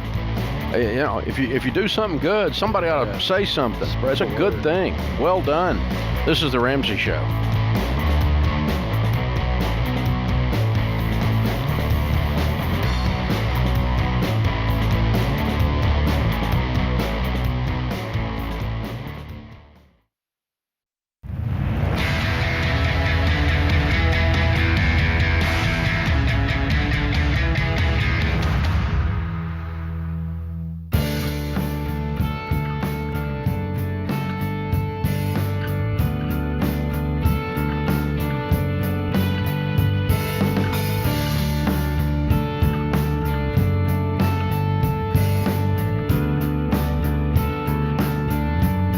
Our scripture of the day, Psalm 27:14. Wait for the Lord. Be strong and take heart, and wait for the Lord. Samuel Johnson said, self-confidence is the first requisite to great undertakings. Wow. Haley is with us in Springfield, Missouri. Hi, Haley. Welcome to the Ramsey Show. Hi. Thanks for taking my call. Sure. What's up? Hey, so my husband and I are on baby step number 2. We're about $25,000 paid off of $75,000, and we have a check for about $3,000 coming in. It's for my son, technically in our name. He was born early. I had preeclampsia, and he was in the NICU for 2 months, and so we have a little bit of supplemental income coming for him. But I just wanted to know if we should apply it to debt or if we should start maybe a fund for him. Well, $3,000 one time? It's actually from Social Security supplemental income from the past 2 years that we didn't really know about. It was often on a card that we did not know about. We just found out about it today. Okay, so it had built up to $3,000. Yes. Okay. Is there any more coming after this? No, this is it. Okay. I don't want to sound snobbish or for you to hear this wrong, but mathematically, it doesn't matter. It's $3,000. Okay. I kind of thought you might say that. Yeah, it's not $300,000. It's $300,000. We have an existential crisis here. We have to figure this out. But with $3,000, it doesn't matter what you do with it. It's not you've not done anything wrong.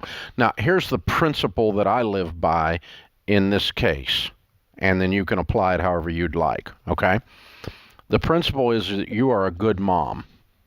You love your child, and you will be taking care of your child. That's correct, isn't it? Yes. Okay. And since you're a good mom and you love your child and you will be taking care of your child, you are your child's best funding mechanism.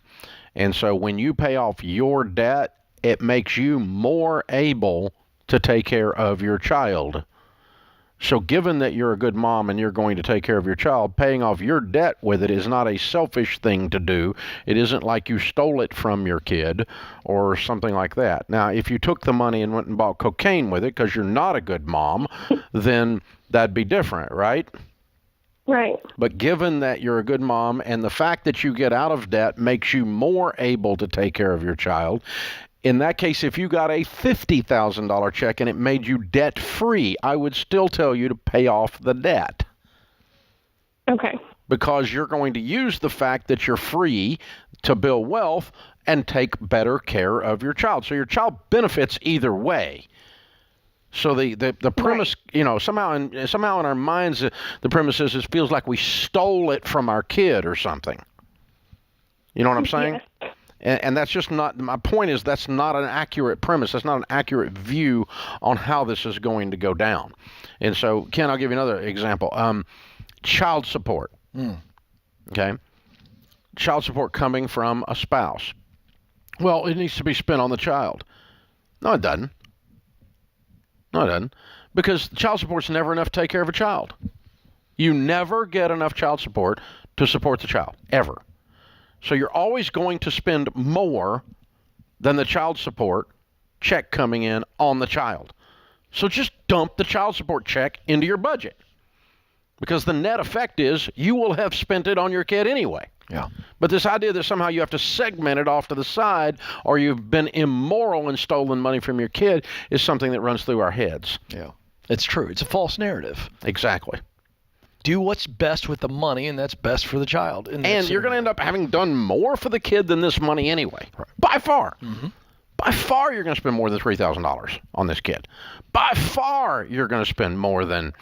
It's just it is a false narrative that the money must be set to the side in the child's name somehow, or we've done something wrong. And we get that, I guess, from watching something like some Hollywood child actors' parents takes advantage of them or something like that. And that's where we get this concept from in our head, where we see parents that have misbehaved.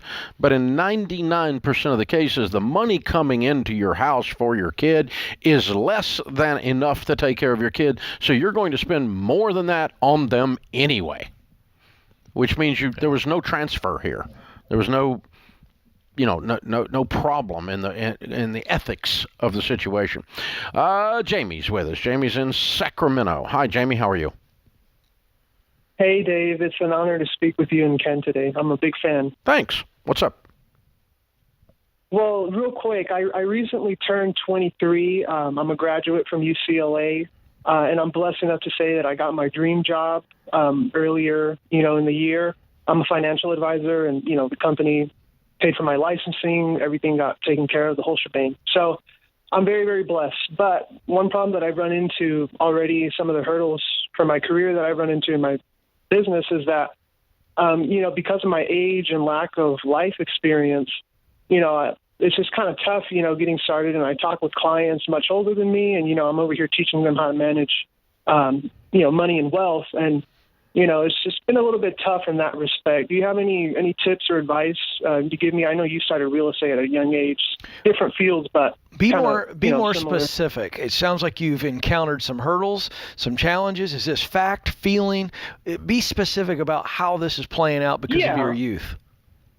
Right. So let's just say I'm prospecting, right? And I'm talking with, somebody that I admire or that's a previous person that I, whether it be friends or family or business associate, they're a little older than me, 40s, 50s. I run into a couple of these situations where I talk with them and tell them a little bit about what I do.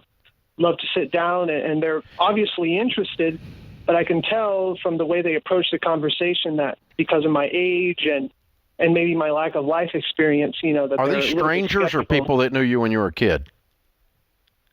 Both. I run into the problem both, but mostly, actually, come to think of it, mostly people that I've known thus far in my natural market around me. But yeah, that's why they still see you as young Jamie. They have a past experience.